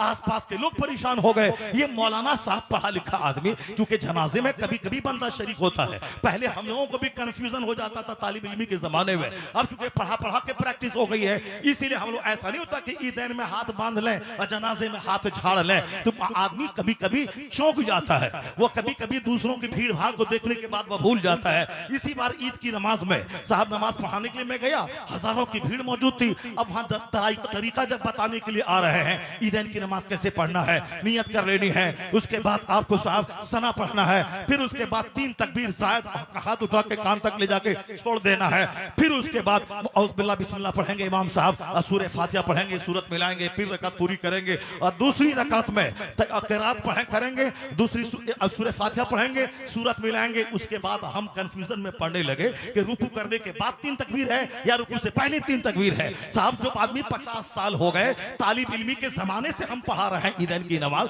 ईद बकरीद की नमाज पढ़ने के जमाने में गांव देहात जाते थे, वहां नमाज पढ़ाते थे, और जो वहां 51-500 रुपए मिलते थे नजराने, आज से 30 साल पहले, उस पैसे से हम डिक्शनरी खरीदते थे, उस पैसे से किताब खरीदते थे। कभी पढ़ने के जमाने में कीमती टोपी नहीं खरीदी, कभी पढ़ने के जमाने में हमने कोई कीमती लिबास नहीं पहना।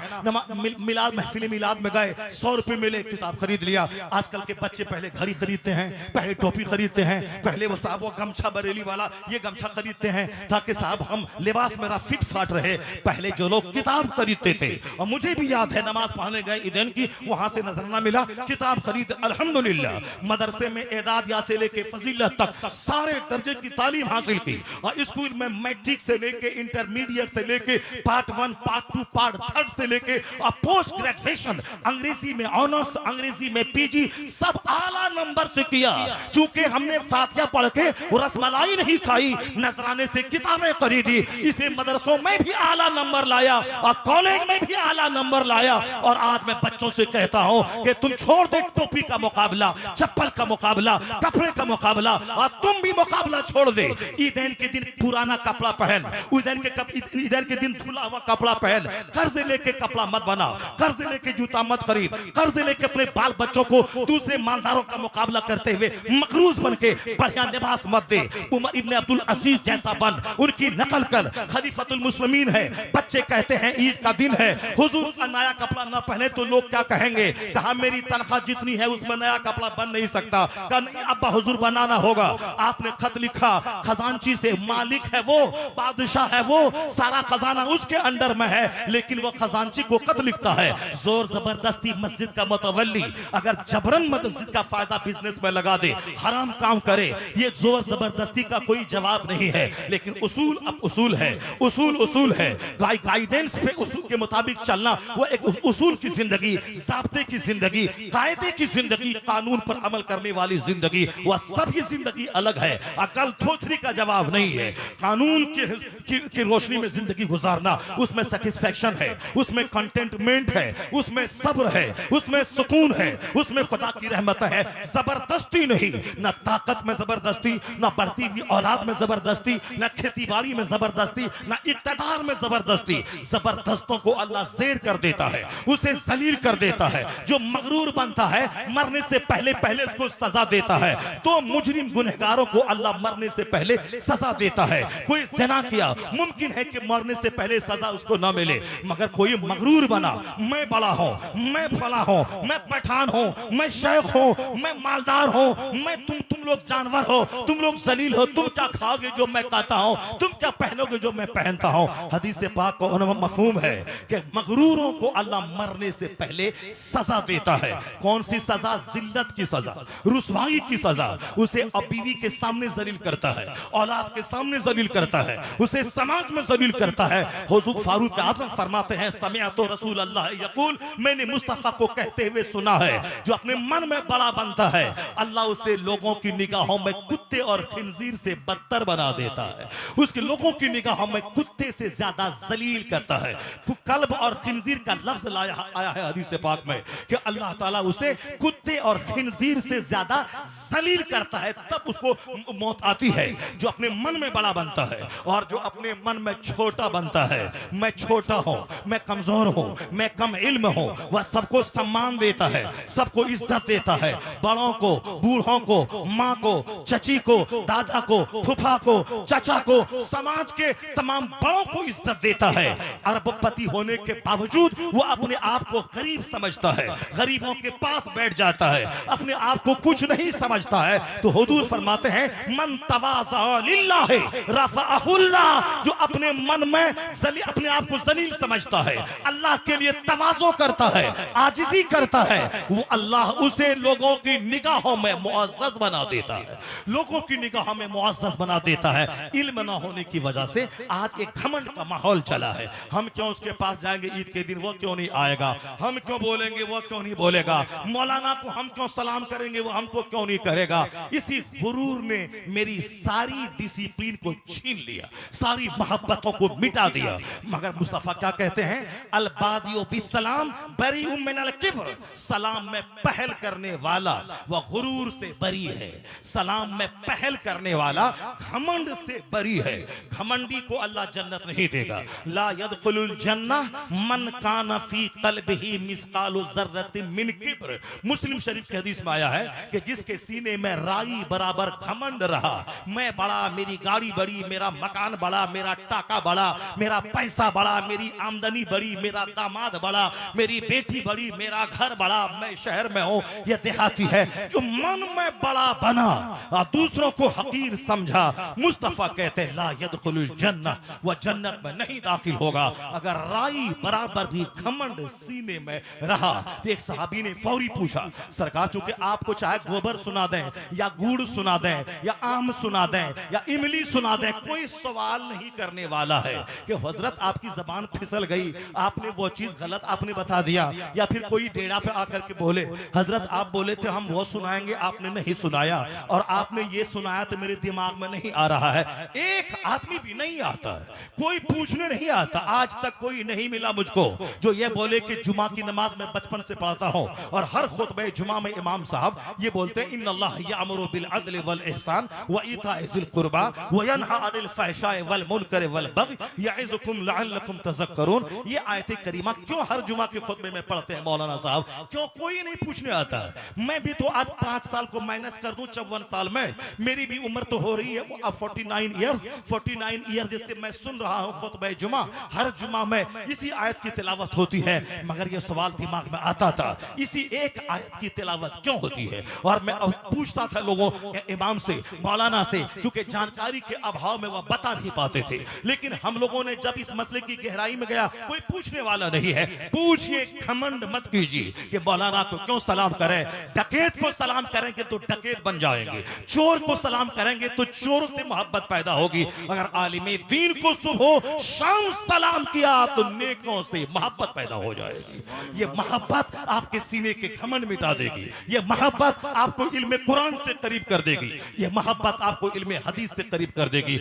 मगरूर सूखा रहता है, मगरूर आदमी का हश्र चूंकि उसके दिमाग में घुटन रहती है, इन शराह सद्र अल्लाह उसको नहीं देता है। एक मगरूर था मुरादाबाद में, वो आला हजरत के खिलाफ बोलने लगा, मुफ्ती आजम हिंद के खिलाफ बोलने लगा। पहले तो कहता था मसलक आला हजरत ही है दीन हक, इसकी हद से जो बाहर निकल जाएगा कल बरोज़े क़यामत खुदा की कसम देखना वो जहन्नम में जल जाएगा। पहले ये बोलता था, लेकिन जब रोजी रोटी अच्छा कमाने लगा, शोहरत मिल गई, दिमाग में कीड़ा काटा, आला हजरत के खिलाफ बोलना शुरू किया। वो गया एक बहुत बड़े मदरसे में घुसा और बोला कि ये फतवा कौन सा है, कौन लिखा है। इसमें किताब का नाम नहीं दिया गया है, उसमें सिर्फ लिखा है कज़ाफिल असफार, यानी जैसे असफार में है। ये असफार कोई किताब ही नहीं है, मैंने असफार कोई किताब नहीं पढ़ी, ये असफार क्या चीज है।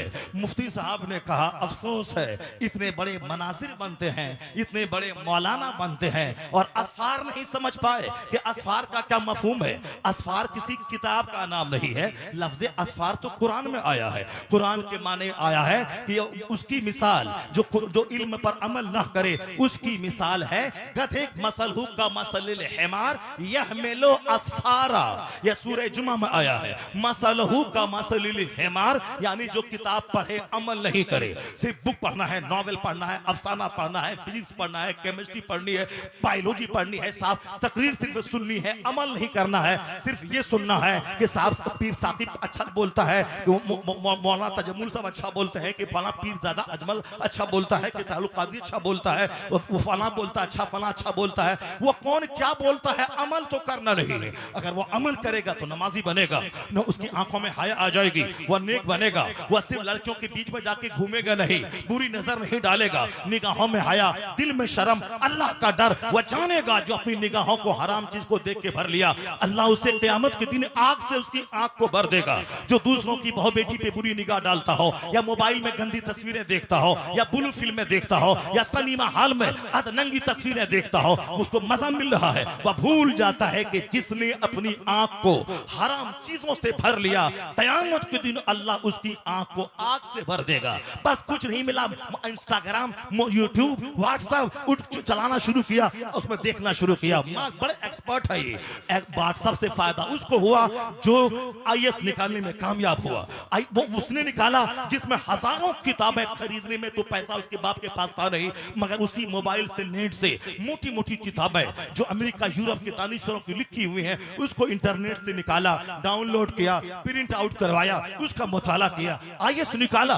वो भी तो लड़का है जो उसी मोबाइल से अपनी सलाहियत को बढ़ाया, मोटी मोटी किताबों को वहां से निकाला, वो अपनी खुराक ढूंढ लिया कि मुझे इससे कैसे अपनी खुराक निकालनी है। वो जो चोरी का मोबाइल खरीदा और चौक चौराहे पे जाके बैठ करके गुटखा खा के और उसी मोबाइल को देख देख के दूसरों की बहू बेटी पे बुरी निगाह डाल रहा है। जलसा में आने के बाद कि सारी माँ बहन बेटियां जलसे में आ रही हैं, वो दीन सीखने आ रही हैं, वो नेक बनने के लिए आ रही हैं, उस पर नजर पर निगाहें झुका ले, उन बेटियों को संरक्षण दे, उन बहनों को संरक्षण दे, उनके लिए पर्दे का इंतजाम कर, उनको बता दे किस रास्ते से जाके वहां आप बैठ जाओ और दीन सीखो। नहीं, वो बाजार में घूम रही है। एक तो उसकी माँ ने उसको नहीं सिखाया कि तुमको दीन सीखने के लिए जाना है, पर्दे में जाके बैठ जाना है, बेपर्दगी नहीं होनी है, कड़ाके की सर्दी में सज धज कर घर से निकलना है। वो कांप रही है, मगर सर पे दुपट्टा नहीं है, आंचल नहीं है, क्योंकि उसका फैशन बिगड़ जाएगा, उसके चेहरे का मेकअप बिगड़ जाएगा, इसीलिए वो साफ ठुठर रही है, मगर दुपट्टा नहीं डाल रही है।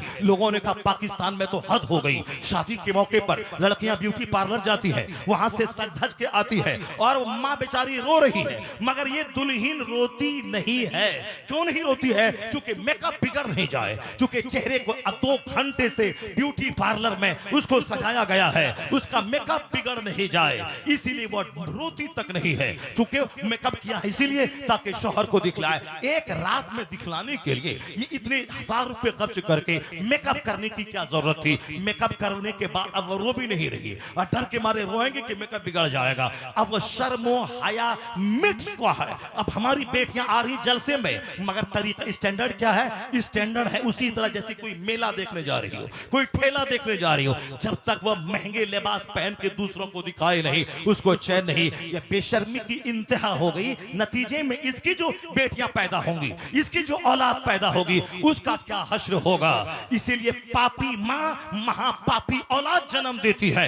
ऐसा नहीं होता है कि आम के पेट से कटहल निकल जाए, और साहब ऐसा नहीं होता है कि गेहूं के पेट से बासमती धान निकल जाए, ऐसा नहीं होता है कि बिहार में अनार और सेब की खेती हो जाए, नहीं होता है। तमन्ना है कि हजरत दुआ दे दें, हजरत तावीज लिख दें, हम नहीं पढ़ेंगे आप ही तावीज लिख दें ताकि मेरी बीवी अच्छी हो जाए, मेरा बेटा मुत्तकी परहेजगार हो जाए, तावीज लिख दें ताकि ये कुतुब अब्दाल हो जाए। ऐसा होता है क्या कि जब बिहार में सेब की खेती नहीं होती, सेब के लिए सर्द मौसम चाहिए, उसके लिए कश्मीर चाहिए, उसके लिए हिमाचल चाहिए, जब कपास के लिए गुजरात और महाराष्ट्र की गर्म जमीन चाहिए, और बिहार में धान की खेती होती है, आम की खेती बंगाल में होती है, अल्फांसो खाना हो तो बंबई जाए, और साहब दशहरी और मालदा खाना हो तो बिहार आ जाए, और साहब टॉप क्लास का सेब खाना हो तो कश्मीर चले जाए। तो ऐसा थोड़ी होता है कि जैसे चाहे हम जीते रहे, जो उरियानियत के साथ रहें, बेहयाई के साथ रहें, 10 मर्दों का को अपना चेहरा दिखाती रहें, और फिर मेरी शादी हो, मेरा बेटा कुतुब हो जाए,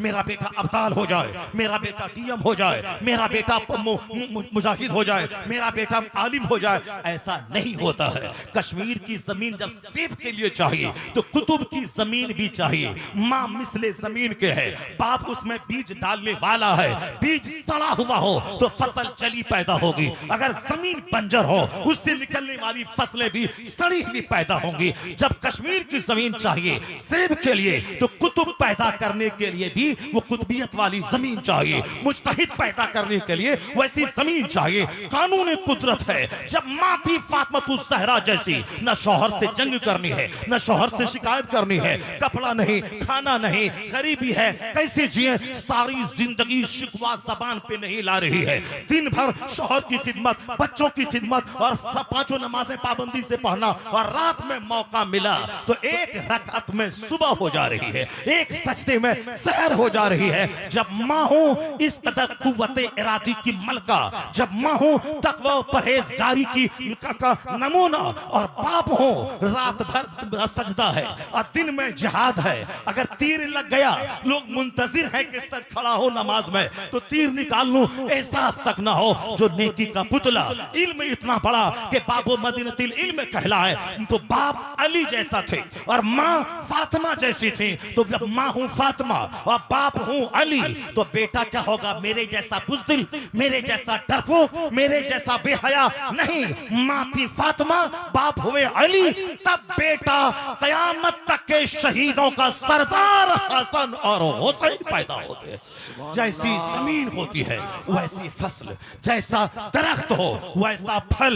आज तो पहले तुम्हारे माँ बाप कुछ अच्छे थे, आज तो इसीलिए उसके बेटे जलसे में नजर आ रहे हैं। लेकिन आज जिसकी माँ बाहर घूम रही है, सड़कों पे जा रही है, बाजार में सौदा सलफ खरीद रही है, सौदा सलफ खरीदने के लिए पर्दा चाहिए। वो तो एहसान हमारे इन उलमा का है जो आज गली गली मदरसा कायम कर रहे हैं। उन मदरसों की बरकत से बिहार में भी औरतों के बदन पे निकाब नजर आ रहा है, हिजाब नजर आ रहा है, बुर्का नजर आ रहा है। वरना आज से 15-20 साल पहले इस इलाके में जब मैं खिताब के लिए आता था तो एक भी औरत नकाब पोश नहीं मिलती थी। कोई साड़ी पहनी हुई है और कोई साहब बिल्कुल जारजट का दुपट्टा ओढ़ी हुई है। पर आज जब मैं आया, मैं इस्लामपुर से लेकर यहाँ तक मैंने लगभग 100 खवातीन को मैंने नकाब पोश देखा, नकाब में देखा, बुर्के में देखा। ये ऐसा नहीं है कि आपने बहुत बड़ा कमाल कर दिया कि मेरी बीवी हो तुम नकाब पहनो, नहीं। एक तो है कि गली गली में मदरसे खुल रहे हैं, उन मदरसों में नकाब पहनने का माहौल पैदा किया जा रहा है। और फिर हमारे बच्चे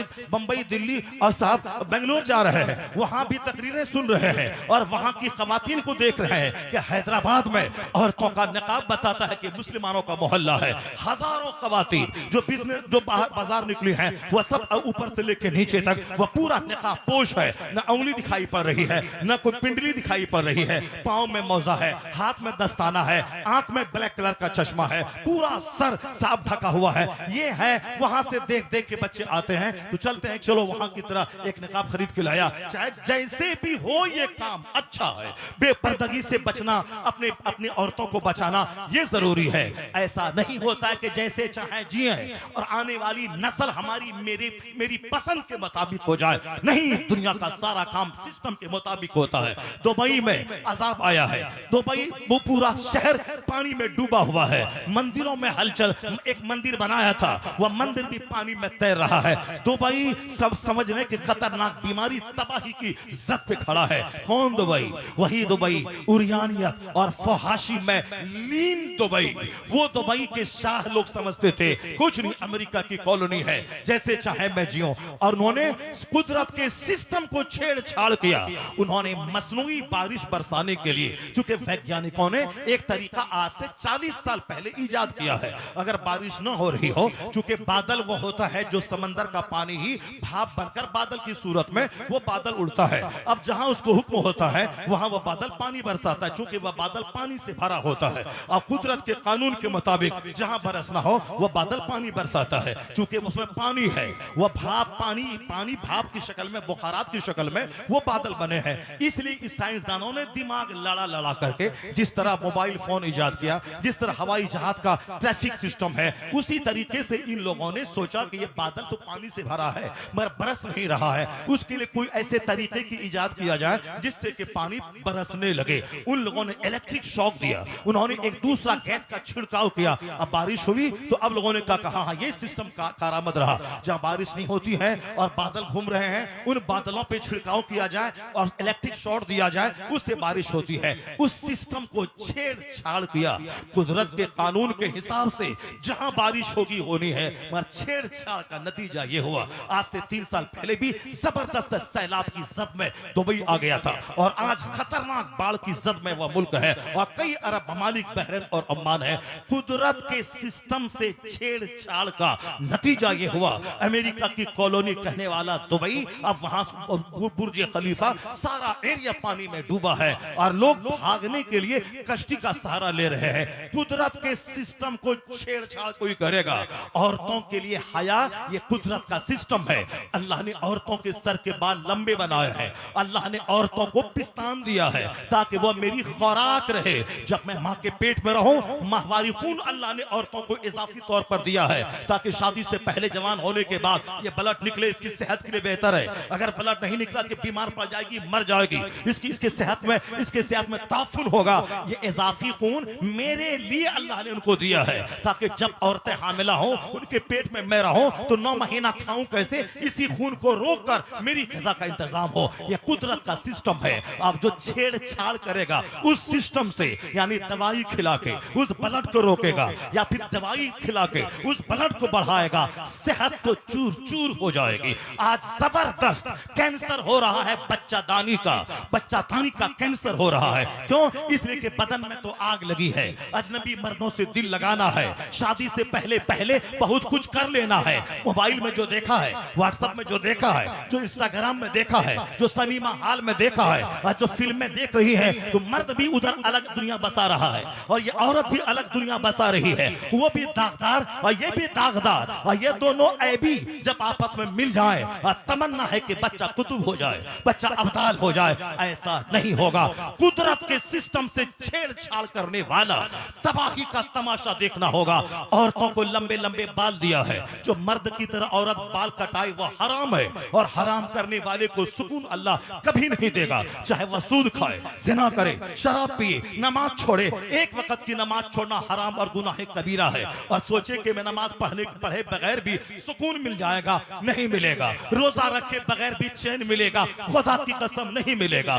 करोड़ों कमाने के बाद सुकून मिलेगा, अल्लाह की कसम नहीं मिलेगा। अरबपति वो खुदकुशी कर रहे हैं, खरबों में खेलने वाला जहर खा के मर रहे हैं। पटना का अरबपति अपनी बीवी और अपने दोनों खूबसूरत बच्चों को गोली मार दी, यानी अरबों के मकान में रहने वाला जिंदगी का इतिहास का खात्मा कर लिया। अगर वो खुद से मर गया होता तो चलो मर गया, बीवी रहती, उनके बच्चे रहते, मगर नहीं, उन्होंने पूरी फैमिली का खात्मा कर लिया। गरीब रिक्शा चालक अगर अगर जहर खाए, लोग कहेंगे गरीबी की वजह से, गरीबी से तंग आके ऐसा कदम उठाया है। तुम बोलता है मकान, दुकान, गाड़ी, छकड़ा, 1000 साल में उतना टका नहीं कमा पाओगे जितना टका लता मंगेशकर के पास है, जितना मुकेश अंबानी के पास है, जितना बर्तानिया के, ब्रिटेन के वो चार्ली चैपलिन के पास है। खरबों के घर में रहने वाला, करोड़ों जिसका फैन है, वो साहब अपने फैंस को देखकर मस्त रहता है। या इतने करोड़ आदमी मेरी कॉमेडी देखते हैं, मेरी बात सुनते ही मस्त हाथी की तरह झूमने लगता है। लेकिन मालूम है उसका एक मकूला मशहूर है। मैंने हिंदुस्तान में चार्ली चैपलिन के नाम से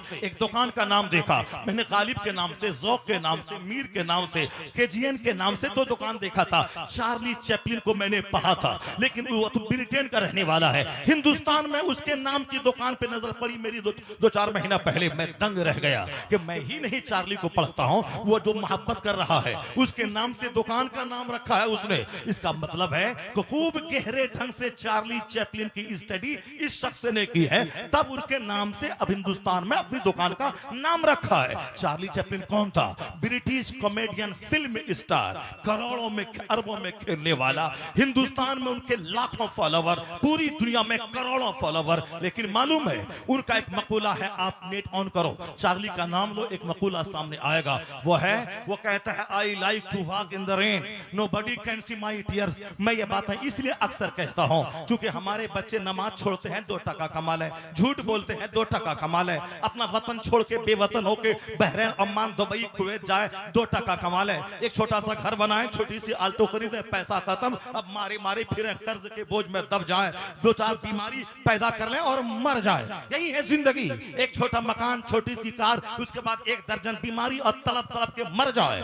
असल सुकून न बिल्डिंग में है न बंगले में है, क्योंकि सेहत देने वाला अल्लाह है, मौत देने वाला अल्लाह है, जिंदगी देने वाला अल्लाह है, तो सुकून देने वाला भी अल्लाह है, चैन देने वाला अल्लाह है। तो अल्लाह ने सुकून सोफा में नहीं रखा है, शोहरत में नहीं रखा है, मकान में नहीं रखा है, तो रखा है कहां? वही कुरान जो हर दर्द की दवा है, हर मसले का हल है, हर प्रॉब्लम का सॉल्यूशन है। वो कुरान कहता है अला बिज़िक्रिल्लाह तत्मइन्नुल कुलूब। जान लेके सुकून का संबंध न महल से है, न शोहरत से है, न मकबूलियत से है, न सोफा से है, न गद्दा से है, न मुलाजमत से है, न नौकरी से है। वहां जहां सजदा है वहां सुकून है, जहां जिक्र है वहां सुकून है, जहां इबादत है वहां सुकून है, जहां खुदा की याद है वो किराए के घर में क्यों ना रहे, अल्लाह बादशाह हो जैसा सुकून उसके दिल में अता फरमा देता। सुकून का संबंध जिक्र इलाही से है, सुकून का संबंध याद इलाही से है, सुकून का संबंध तिलावत से है, सुकून का संबंध जिक्र से है। जिक्र को छोड़ के बंदा चाहता है मैं अरबों का घर बना के चैन हासिल करो।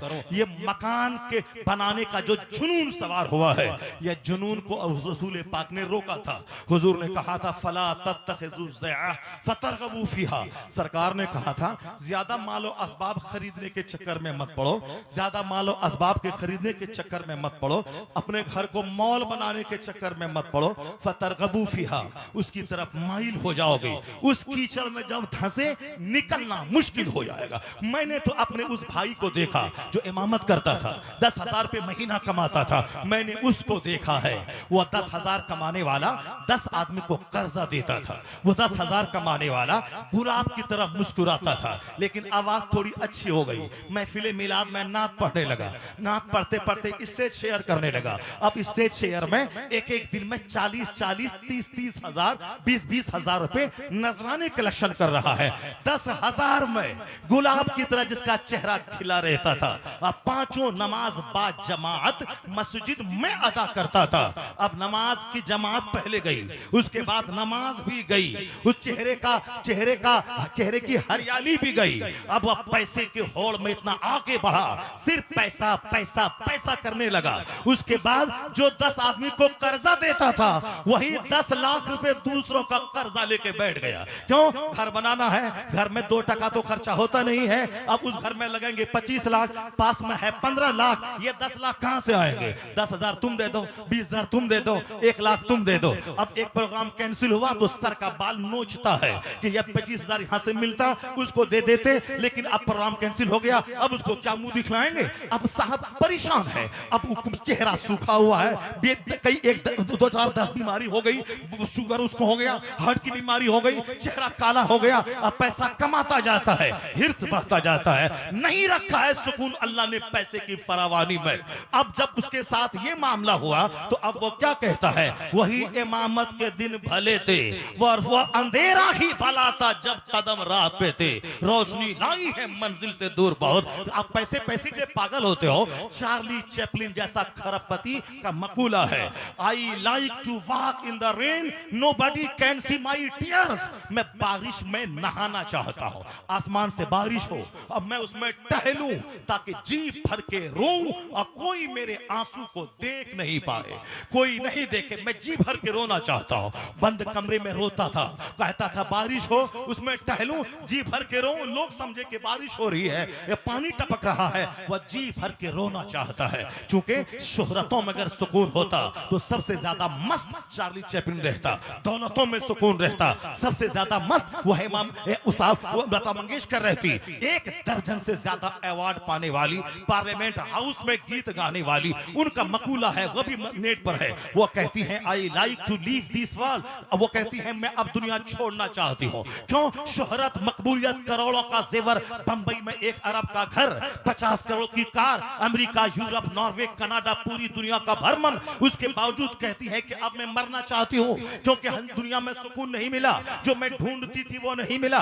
मकान है, गाड़ी है, शोहरत है, मैं कितने अपने गाने सुनूं, मैं कितनी फिल्में देखूं, मैं कितना अमेरिका और नॉर्वे कनाडा में घूमूं, ये तन्हाई काट रही है, मेरे घर की दीवारें काटती है, अब मैं जीना नहीं चाहती, अब मैं मरना चाहती, I like to leave this world, मैं इस दुनिया को छोड़ना चाहती हूँ।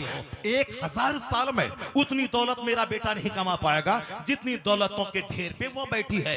1000 साल में उतना पैसा नहीं कमा पाएगा जितना पैसा वो चार्ली चैपलिन कमा रहा है, उतना पैसा जितना मुकेश के पास है उतना नहीं कमा पाएंगे। लेकिन नतीजा क्या है? वाइन कुल्लो ज़ालिका लम्मा मताउल हयाती दुनिया वल आखिरतु इंद रब्बिका लिल मुत्तकीन। अल्लाह क्या कहता है कुरान में? क्या है? अल्लाह कहता है वलौ शीना, अगर हम चाहते इन काफिरों को इतनी दौलत दे देते, उनके मकान की छतें सोने की बना देते, उनके मकान की सीढ़ियां चांदी की बना देते, उनके मकान के दरवाजे चांदी की बना देते। जरा गौर से सुने अल्लाह ने क्या कहा। अल्लाह फरमाता है अगर हम चाहते तो काफिरों के मकान की सीढ़ियां चांदी सोने की बना देते, उनके मकान की छतें चांदी की बना देते। अल्लाह कहता अगर हम बना भी देते तो कितने दिन तक वो सोने के मकान में रहता, वो चांदी की छतों के नीचे वो रहता। अल्लाह कहता है लौला अयकुन अन्नासु उम्मतन वाहिदा लजअलना लिमन यकफुरु बिर्रहमान लिबुयूतिहिम सुक़फ़न मिन फिद्दा व मारिजा अलैहा यज़हरून। इस कुरान पाक की आयत को तुम याद कर लो। अल्लाह क्या कहता है? सारे लोगों के काफिर होने का चांस नहीं होता तो हम अपने दुश्मनों को, यानी अल्लाह कहता हम अपने बागियों को, हम अपने नाफरमानों को, हम मुशरिकों को इतनी दौलत दे देते।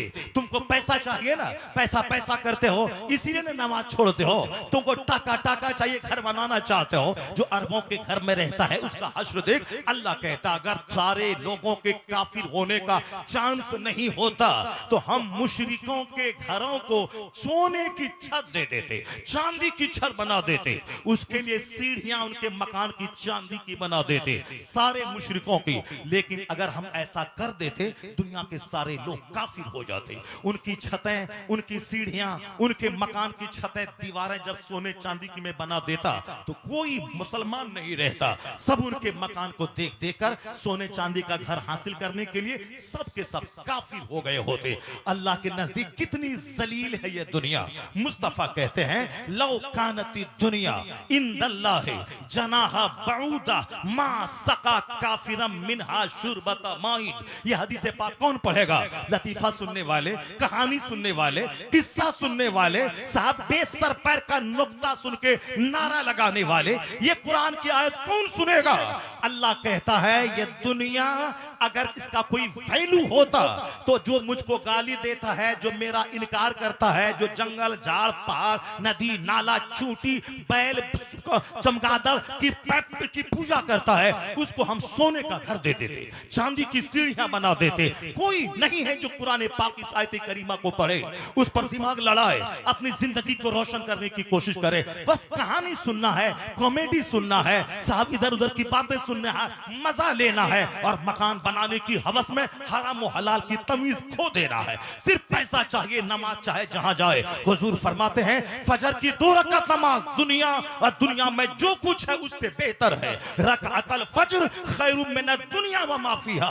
फजर की 2 रकात नमाज दुनिया और दुनिया में जो कुछ है उससे बेहतर है। दुनिया में है 200 से ज्यादा ममालिक, दुनिया में है 200 से ज्यादा ममालिक के सिक्के, दुनिया में है सोने चांदी पेट्रोल डीजल अबरक कोयला की और डीजल की खदानें, मगर मुस्तफा कहते हैं 2 रकात नमाज दुनिया और दुनिया में जो कुछ है उससे बेहतर है। अगर इसको इस हदीस से पाक पर अमल होता तो कोई भी आदमी बेनमाजी नहीं होता, क्योंकि फजर की नमाज बादशाह से बेहतर है, इराक और हिंदुस्तान की हुक्मरानी से बेहतर है। कभी मेरा बेटा शराबी नेता का झोला नहीं ढोता, उनके चक्कर में पागल होके नमाज नहीं छोड़ता, क्योंकि वो सिर्फ कलमा पढ़ता है मगर दिल में यकीन नहीं है। दिल में यकीन यही है मौलाना के बोलने से क्या होगा, माल रहेगा सब सजदा करेगा, टाका रहेगा सब पूजा करेगा, मकान रहेगा सब पांव चूमेगा, दौलत रहेगी तो 50 मौलवी दरवाजे पे आके मार्बल और टाइल्स की तारीफ करके 1000 रुपए की रसीद कटवाने के लिए 5 घंटे तक दरवाजे पे बैठा रहेगा। और जो हालात है उसी को देख के वो बोलता है, टाका बोलता है, पैसा बोलता है। तुमने भी टाका वालों को इज्जत दिया,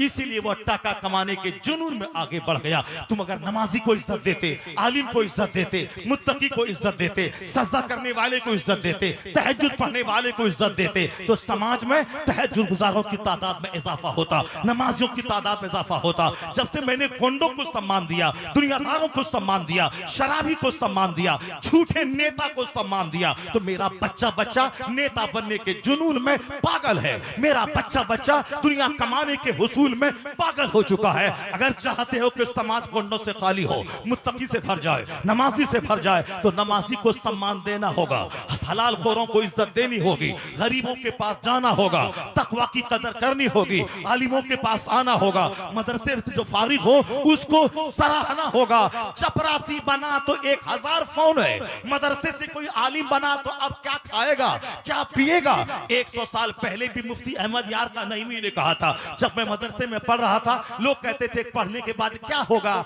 कहां से खाएगा, कैसे जिंदगी गुजारेगा। वही बात जो आज लोग बोलते हैं, मदरसे में पढ़ने से क्या होगा, मौलाना बनने से क्या होगा, खाने पीने के लिए कुछ तो करना होगा। इसका मतलब ये नहीं कि मौलाना बन गया तो हाथ पर तोड़ के वो घर में बैठा रहेगा। मौलाना बनने के बाद वह बिजनेस कर सकता है, वह पीएचडी की डिग्री हासिल करके कॉलेज में लेक्चरशिप की नौकरी हासिल कर सकता है, वह स्कूल का मास्टर बन सकता है। अलबत्ता दाढ़ी सही रहनी चाहिए, सर पे टोपी रहनी चाहिए, इस्लामी लिबास रहनी चाहिए, नमाज़े पंजगाना रहनी चाहिए, वह बिजनेस करे, खेती बाड़ी करे, हलाल रोजी हासिल करे। नहीं तो हमारी कौम इमाम को मुत्तकी देखना चाहती है, मत करो बिजनेस, मत करो खेती बाड़ी, तुम मस्जिद में इमाम मत करो। जितना इंजीनियर नहीं कमाएगा उससे ज्यादा ये मुसलमान तुझको इनायत कर देगा, अता कर देगा। आज जितना नेता हवाई जहाज पे नहीं चलता है, तुम्हारा छोटा मौलवी आज हवाई जहाज पे उतना सफर करता है जितना सफर आज कोई मंत्री नहीं करता होगा। ये बता दे, तुम्हारा मौलवी जब कभी आज पटना में है, कल बंबई में है, कल दुबई में है, कल साहब अम्मान में है, कल अबू ज़हबी में है, कल पाकिस्तान में है। आज बता दे कि हिंदुस्तान का कौन मंत्री है जो ताजुल शरिया से ज्यादा हवाई सफर क्या होगा,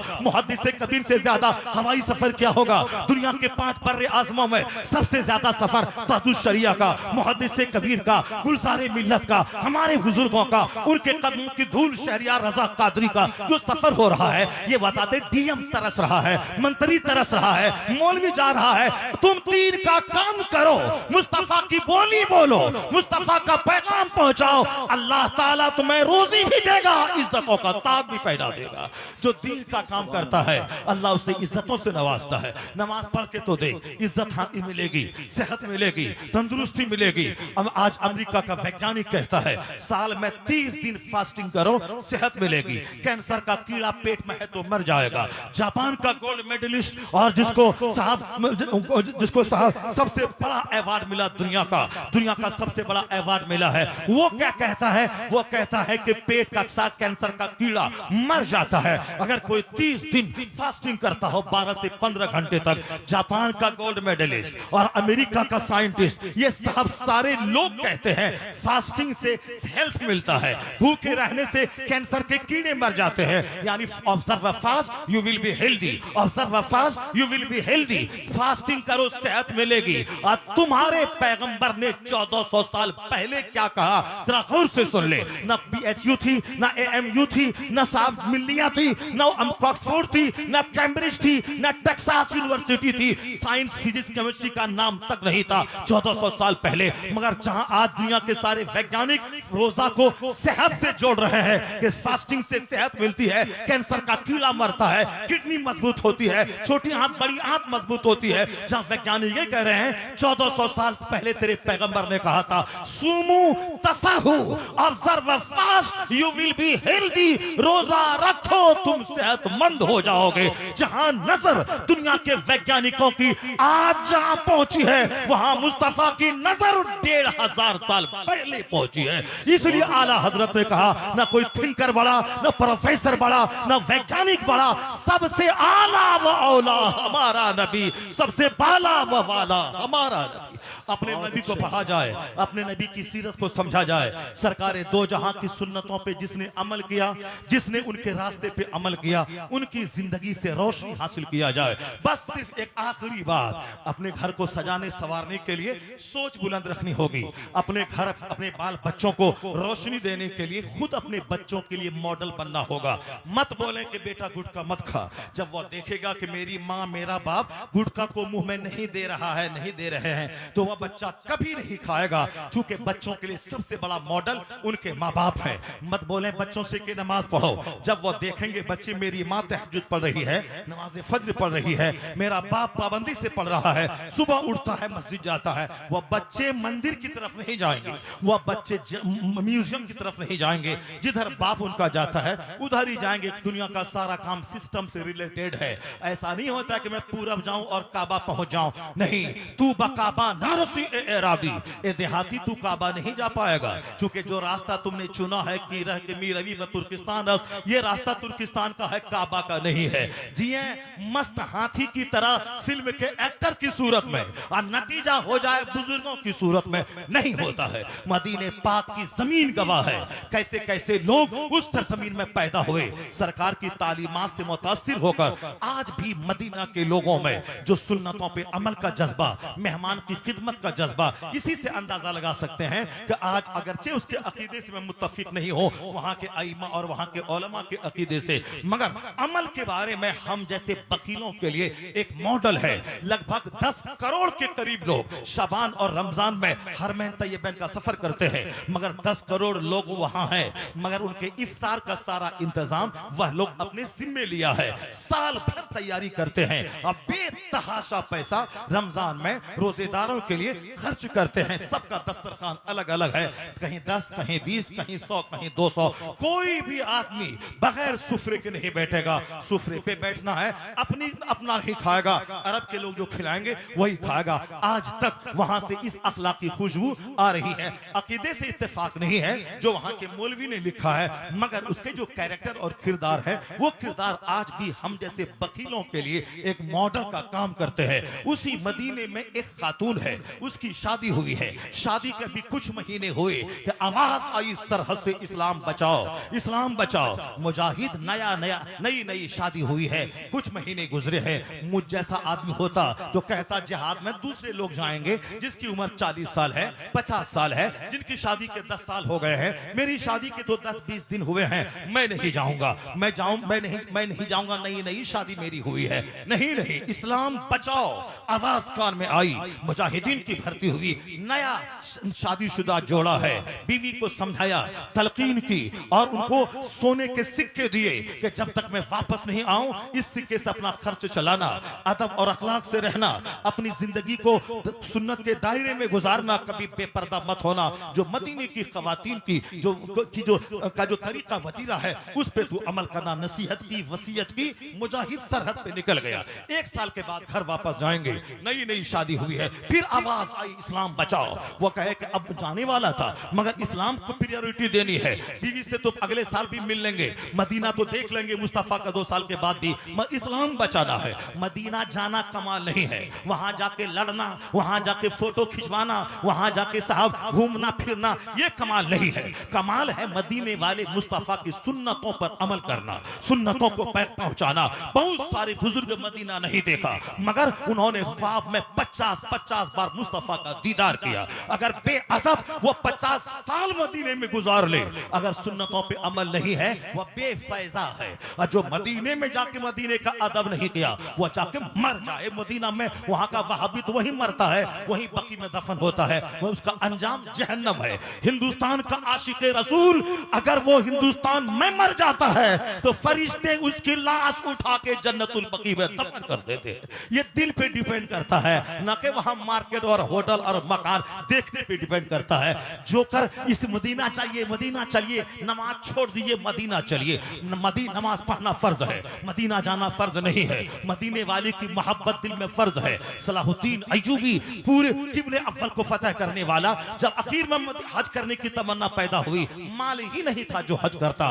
दुनिया का सबसे बड़ा फातिह किबले अव्वल को यहूदियों के चंगुल से आजाद करवाने वाला, पैसा ही नहीं था कि मदीना जाए। जलालुद्दीन स्यूती ख्वाब में अल्लाह का दीदार 75 बार किया। हजरत अबू यूसुफ इस्माइल नबहानी, उन्होंने उनकी बीवी ने ख्वाब में 100 बार मुस्तफा का दीदार किया। शौहर कैसा लाजवाब था, उनकी सोहबत में रहने वाली बीवी कैसी लाजवाब थी। आज तो हिंदुस्तान की 10 करोड़ औरतों में से कोई होगी जो ख्वाब में मुस्तफा का दीदार किया हो।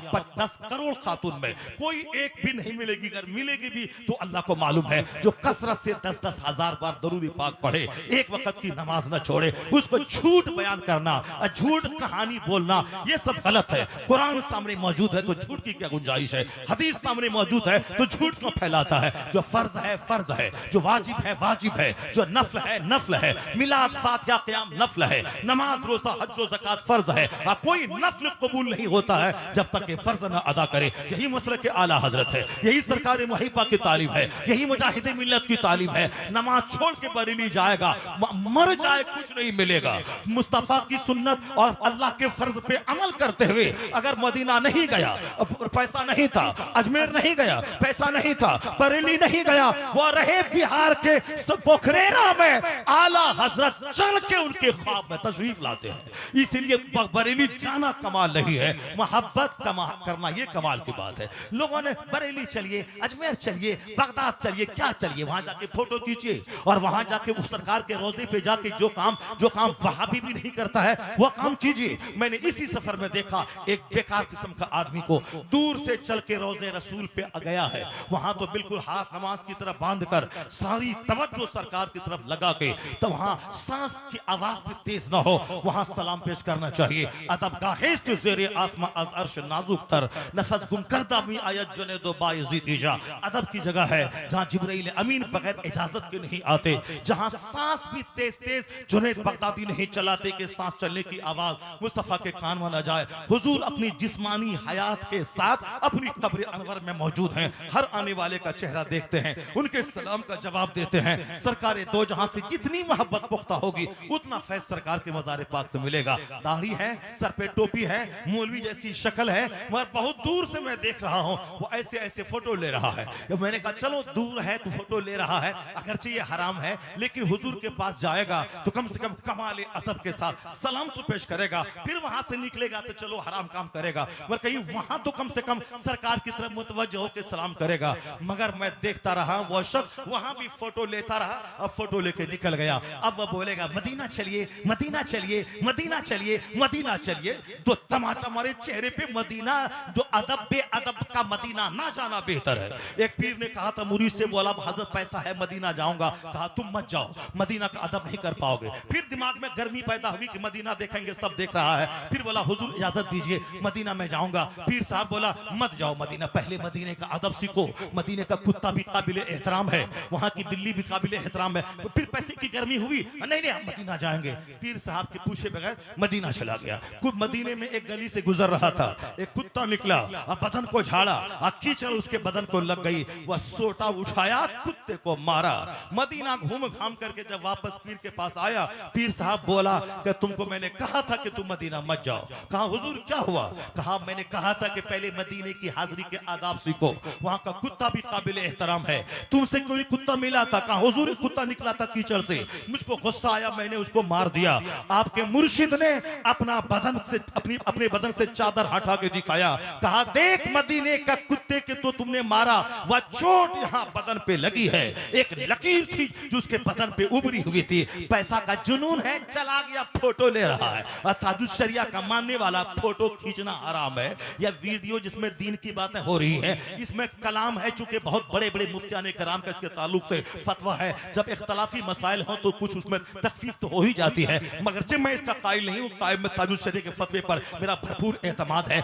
मगर ये तो दीनी प्रोग्राम के ताल्लुक से है कि लोग कुरान हदीस का वाज सुनेंगे, सुन रहे हैं, लेकिन बीवी का फोटो, बच्चे का फोटो, पड़ोसी का फोटो, बाजार का फोटो, दोस्त का फोटो, साली का फोटो, फूफी का फोटो, ये क्या चीज है? यह तस्वीर हराम है और हराम ही है। ऐसा नहीं कि ये वीडियोग्राफी दीन के प्रोग्राम की हो रही है, इसके ताल्लुक से भी सख्त मौकिफ है। मगर कुछ उलमा कराम है जो थोड़ा सा इसके लिए नॉर्मल है, मगर फोटो तो सबके नजदीक हराम है, अपने नजदीक भी। और जिसने दीनी प्रोग्राम की वीडियोग्राफी की परमिशन दी है उसके नजदीक भी ये फोटो हराम है। तो हराम काम है, ताजुद शरिया से मोहब्बत है। पहले फर्ज की अहमियत, नमाज मुकद्दम है, रोजा मुकद्दम है, हज मुकद्दम है, फातिहा साइड की चीज है, जुलूस मोहम्मदी फर्ज नहीं है, मज़ारात की हाजिरी फर्ज नहीं है, बताशे की फातिहा हर जुमेरात को फर्ज नहीं है। ये तुम इसलिए करते हो कि फातिहा करेंगे पैसा मिलेगा, गौसे पाक की फातिहा दिलाएंगे माल बढ़ेगा, तो माल बढ़ाने के लिए गौसे पाक का नाम है, इसीलिए उसके नाम का उसके नाम की मालिदा पर फातिहा है। गौसे पाक ने 40 साल तक इशा की वजू से फजर की नमाज पढ़ी, इसको नहीं दोहराता है, इस पर अमल नहीं करता है। मालिदा पे फातिहा कराया, माल बढ़ेगा, लंगरे गौसिया बांटा, माल बढ़ेगा। आला हजरत ने लिखा है लंगरे गौसिया फातिहा है, नफल है, और कोई नफल कबूल नहीं होता जब तक कि फर्ज न अदा करे। नमाज पंजगाना फर्ज है, रोजा रखना फर्ज है, हज फर्ज है, ज़कात फर्ज है। फर्ज अदा किए बगैर कोई शबे बारात में 1000 रकअत नमाज नफल पढ़े, यह नफल मुअल्लक रहता है जब तक फर्ज न अदा करे। फर्ज फर्ज है, नफल नफल है। फातिहा के लिए दौड़ना, संदल के लिए दौड़ना, चादर के लिए दौड़ना, गागर के लिए दौड़ना, बरेली अजमेर दौड़ना ताकि मुराद कबूल हो, टाका मिले, गाड़ी मिले, मॉल मिले, इसीलिए अजमेर दौड़ दौड़ के जाना है। अगर सच्ची मोहब्बत अजमेर से होती तो ट्रेन में कोई नमाज कज़ा नहीं होती, नमाजें पढ़ता हुआ जाता, नमाजें पढ़ता हुआ आता। चूंकि अजमेर जाना फर्ज नहीं है, नमाज पढ़ना फर्ज है। अजमेर जाना वाजिब नहीं है, मगर मस्जिद में जाके बाद जमात नमाज पढ़ना ये वाजिब है। इसीलिए बुजुर्गों का फैज भी अब खत्म हो गया। जब फर्ज ही नहीं है, नफल का क्या फायदा होगा?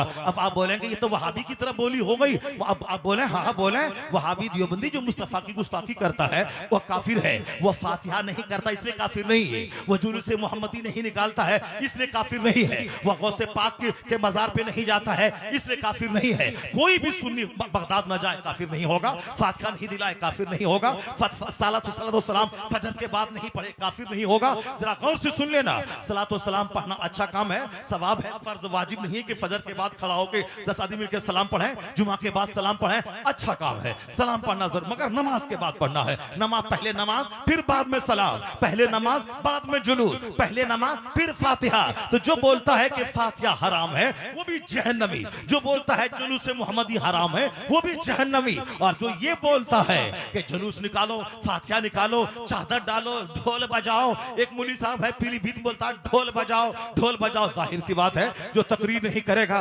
मदरसे में बुखारी नहीं पढ़ाएगा, जो किताब नहीं लिखेगा, जो दीन का काम नहीं करेगा, तो मुरीदों से टाका लेने के लिए ढोल बजाएगा। तो आला हजरत का बेटा ढोल नहीं बजाया है, ढोल बजाने वाली रिवायत का खात्मा किया है। जो भी रसा से जुड़ा वो सरकारे मुहिब्बा हो तो करोड़ों आलिमों के लिए बाताज बादशाह बन गया, और जो आला हजरत से चिढ़ा वो चाहे किसी गद्दी का गद्दी नशी क्यों ना हो, वो अगर आसमान में उड़ता था तो जलीलो कार और रुसवा हो गया। आला हजरत का मसलक हक व बातिल की पहचान है। तो जो बोले कि ढोल बजाओ, ताजिया निकालो, चादर निकालो और इमाम बाड़ा बनाओ और नमाज पढ़ने से क्या होगा, फला बुजुर्ग नहीं पढ़ता था, फला मजूब नहीं पढ़ता था, जहन्नमी। और जो बोले नमाज पढ़ो, रोजा रखो, फातिहा हराम, जुलूस मोहम्मदी हराम, मालिदा पे फातिहा हराम, मुहर्रम का खिचड़ा हराम, 11वीं का बकरा हराम, गरीब नवाज की छठी हराम, वो भी जहन्नमी।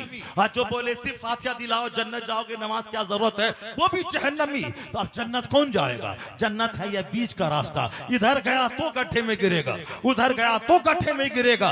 न कोई जाहिल पीर बचाएगा, न कोई जाहिल फकीर बचाएगा, तुम्हें बचाएगा वो जो शरीयत सिखाता है, जो शरीयत सिखाने वाले रहबर और रहनुमा है। तो मसलक आला हजरत नमाज पढ़ना, जुलूस मोहम्मदी का इनकार करना ये नहीं है। मसलक आला हजरत सिर्फ फातिहा दिलाना, नमाज की क्या जरूरत है, ये नहीं है। मसलक आला हजरत है यह बीच का रास्ता कि नमाज भी होगी, नियाज भी होगी, नमाज भी होगी, जुलूस मोहम्मदी भी होगा, फर्ज भी अदा होगा, नफल भी अदा होगा। यह सीधा रास्ता जन्नतुल फिरदौस लेके चला जाएगा। यही है मसलक आला हजरत। इससे हट के दूसरा सारा काम जो नवाफिल का है सुन्नियों में राइज है, सिर्फ हमने ज्यादा फोकस इस पे किया, नतीजे में हमारी कौम फातिहा वाली, अखाड़ा वाली, ढोल वाली, बताशा वाली, शकरपाला वाली, कब्र में सजदा करने वाली, तवाफ करने वाली, धागा बांधने वाली, तागा बांधने वाली, मज़ारात पे जवान बेटियों की भीड़ लगाने वाली, रजा आज कब्र में मुझसे नाराज होंगे। मसलक आला हजरत ये है, मस्जिद आबाद करे, सजदा करे, नमाज पढ़े, रोजा रखे, फर्ज अदा करे, उसके बाद टाइम मिले तो बुजुर्गान दीन से मोहब्बत की जो पहचान है, मसलक अहले सुन्नत के जो रीति रिवाज हैं, तमाम खराफात वाहियात से हटकर उन सही मरासिम पे अमल भी करे। आला हजरत ने फातिहा दिलाई, आला हजरत ने मुर्शिद के मजार पे हाजिरी दी, लेकिन कोई बता तो दे कि नमाज अदा करने में कभी कोई कोताही की हो। नहीं, उसी बदायूं में मुर्शिद के मजार पे हाजिरी देने माहेरा गए, वहां से आते जाते बदायूं में मस्जिद में नमाज पढ़ा रहे हैं। नमाज फजर में लंबी क़िरात हुई, सलाम फेरने के बाद सारे नमाजी पूरब देखने लगे, कहीं सूरज तो नहीं निकल गया है। मगर अपने जमाने का माहिर फल्कियात, इल्म फन का बादशाह मुजद्दिद आज़म ने बेचैनी देखी तो क्या बोला, आप लोग मत घबराएं, अभी सूरज के तुलू होने में 3 मिनट 48 सेकंड बाकी है। यह इमाम बोल रहा था या माहिर नुजूम, माहिर फल्कियात बोल रहा था। मोमिन पे की नजर चारों तरफ रहती है, कुरान पाक की आयतों पे, मुस्तफा की अहादीस पे, औलिया सालिहीन की जिंदगी पे। एक तरफ न बिदअतों की तरफ झुकना है, न नजदी वहाबी की तरफ झुकना है। मसलक आला हजरत सीधा, साफ, शफाफ, रोशन रास्ता है। शरीयत पे अमल होगा, सुन्नतों पे अमल होगा।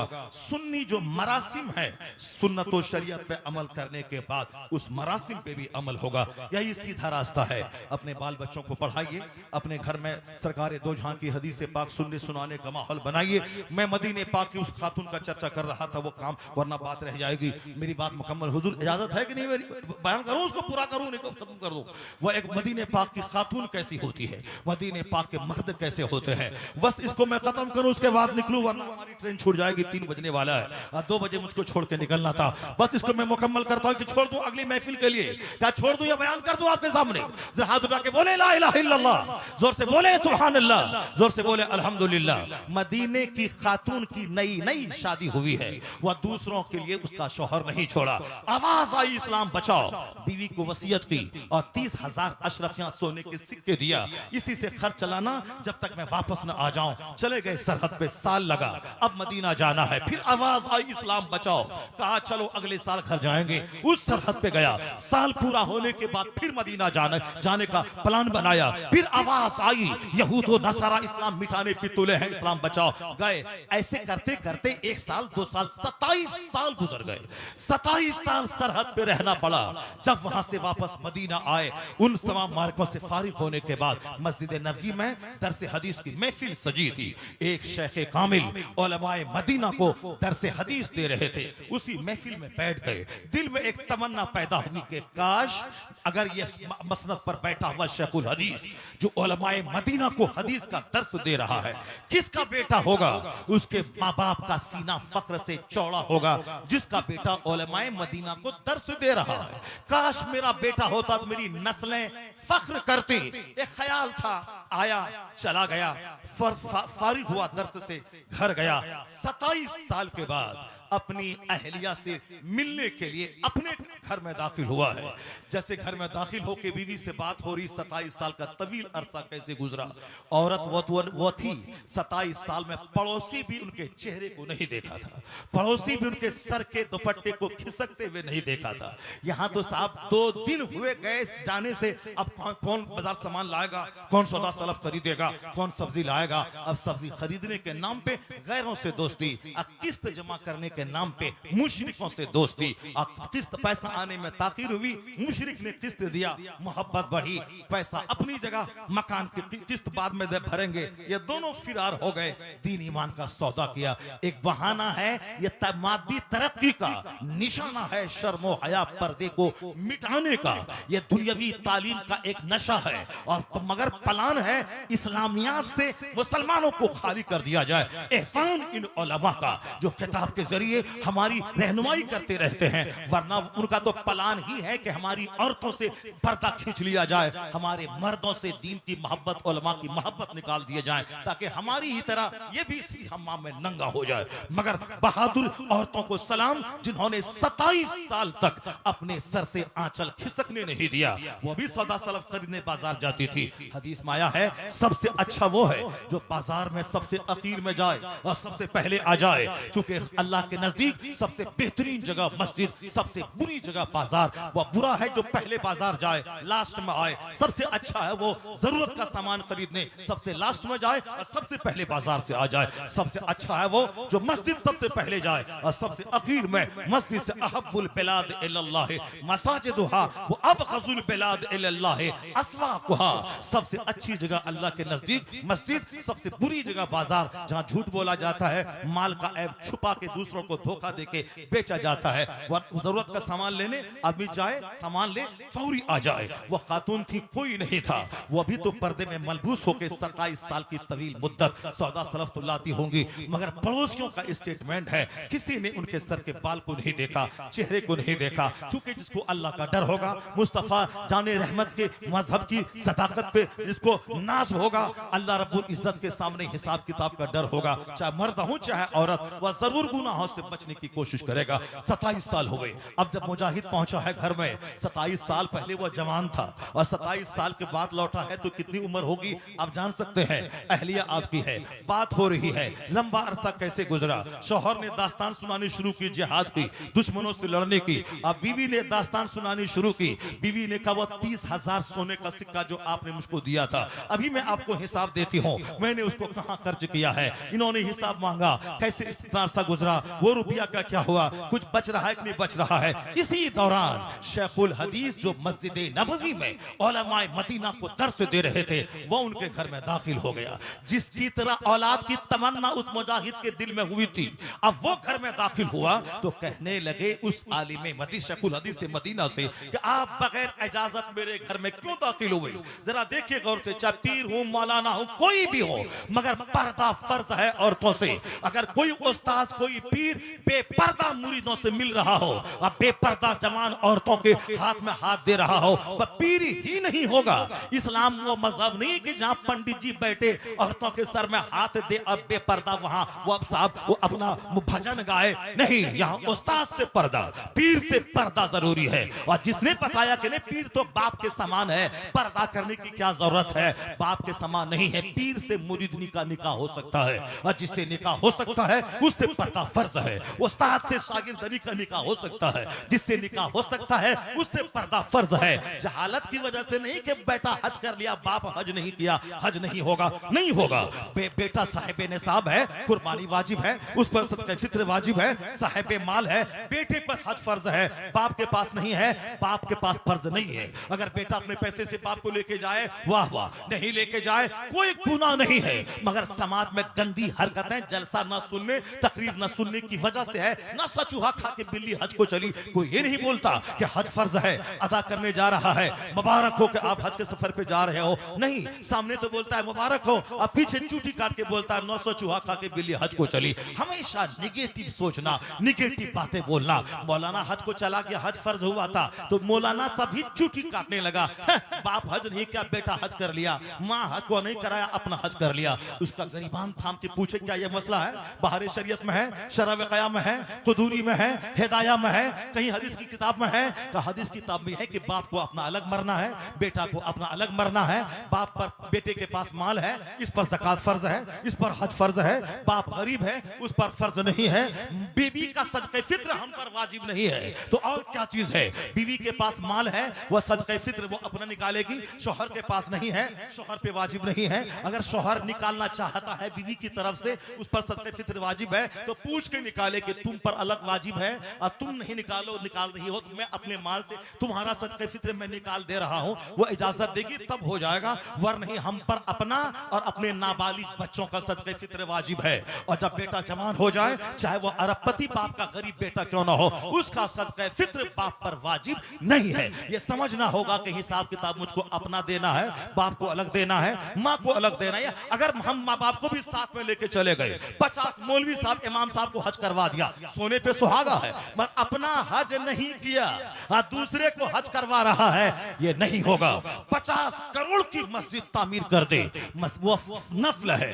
ज़कात का 100 टका अगर फर्ज है, वह फर्ज है। ये टका नहीं निकालेगा तो 1 करोड़ की मस्जिद तामीर करे, वह नफल है। नफल मुअल्लक रहता है जब तक कि फर्ज ना अदा करे। यह है शरीयत, यह है शरीयत, यह है मसलक, यह है इस्लाम, यह है हदीस का पैगाम। इससे हट के मनमाने ढंग से मौलवी साहब माँ बाप को नहीं ले गया, अपना चला गया। यह घुटना खुला तो वजू टूट गया, शौहर का नाम लिया तो निकाह टूट गया। ये सब और नात सुनो और कव्वाली सुनो और मदरसे का मजाक उड़ाओ। शरीयत सुनो तो बरेली का रिक्शा चलाने वाला भी शरीयत सीखते सीखते नाबालिग बच्चों से वह पानी नहीं लेता, चूंकि मसलक आला हजरत यही सिखाता है कि सुबह के नफल बाद में होगा, पहले शरीयत और सुन्नत और फर्ज पे अमल किया जाएगा। जो आलिमों से करीब रहता है वह नफल के चक्कर में पड़ के फर्ज नहीं छोड़ता है। मदीने की खातून है, दोनों भी अभी बात कर रहे हैं। वह शेखुल हदीस से मस्जिद नबवी घर में दाखिल हुआ। उन्होंने क्या कहा, आगे बढ़कर ये मेरे घर में बगैर इजाजत के आप दाखिल क्यों हुए? अब वह शेखुल हदीस कहते हैं कि हमारा घर है ये, वो है मेरी माँ, आप बगैर इजाजत के मेरे घर में क्यों दाखिल हुए? आप मेरे घर में बगैर इजाजत के कैसे दाखिल हुए? दोनों में बहस हुई। अंदर से बूढ़ी माँ कह रही है अपने शौहर से, शौहरे नामदार, वो आपका बेटा है जो बतौर अमानत आप मेरे शिकम में छोड़ के जिहाद पे गए थे, इसलिए आप उससे न लड़े, वो आपका बेटा है। और वो कहती है, बेटा मेरे लाल, ये तेरा बाप है जो तुझे बतौर अमानत मेरे शिकम में छोड़कर जिहाद पे गए थे। अब दोनों बाप बेटे गले गले मिलकर खुशी के आंसू रोने लगे। कौन था वो शेखुल हदीस से मदीना, और कौन था वो जो 27 साल मुजाहिद मदीने का?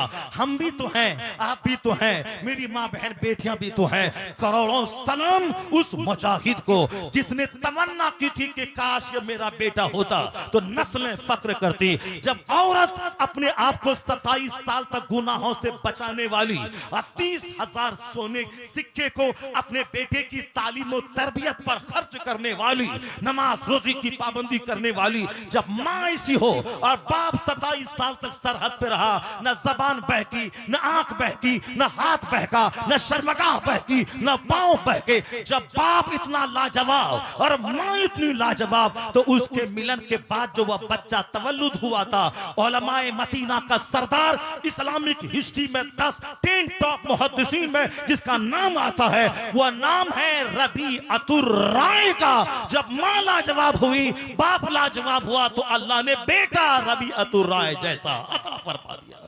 अगर चाहते हैं कि आपकी औलाद जन्नती हो, वो आपके मरने के बाद आपकी बख्शिश का जरिया हो, आपके जनाजे की नमाज पढ़ाने के काबिल हो, तो आप अपने बच्चों से पहले अपनी बीवी का सिलेक्शन सिर्फ हुस्न की बुनियाद पर न करें, दीन और अखलाक की बुनियाद पे करें। अपने घर में तिलावत का माहौल, अपने घर में इबादत का माहौल, अपने घर में सुन्नतों पे अमल का माहौल, अपने घर में दीन की गुफ्तगू करने का माहौल बनाए। अल्लाह तबारक व तआला जब देखेगा आपको दीन से सच्ची लगन धड़कन है, फिर अल्लाह ताला अपनी बरकतें नाजिल फरमाएगा, औलाद में बरकतें देगा और आपकी जिंदगी में बरकत देगा, आपकी मुख्तसर सी कमाई में बरकत देगा। इतना तो तय है कि अल्लाह ही इज्जत देने वाला है, अल्लाह ही जलील करने वाला है, अल्लाह ही दुनिया चलाने वाला है, अल्लाह ही जिंदगी देने वाला है, अल्लाह ही मौत देने वाला है। अल्लाह से हट के ये कहना, हाँ बात तो सही है मगर दुनिया में जीने के लिए कुछ तो करना पड़ेगा, ऐसा नहीं है कि मौलाना मौलवी कुरान सुनाने वाला हुआ तो हाथ पर तोड़ के बैठ जाता।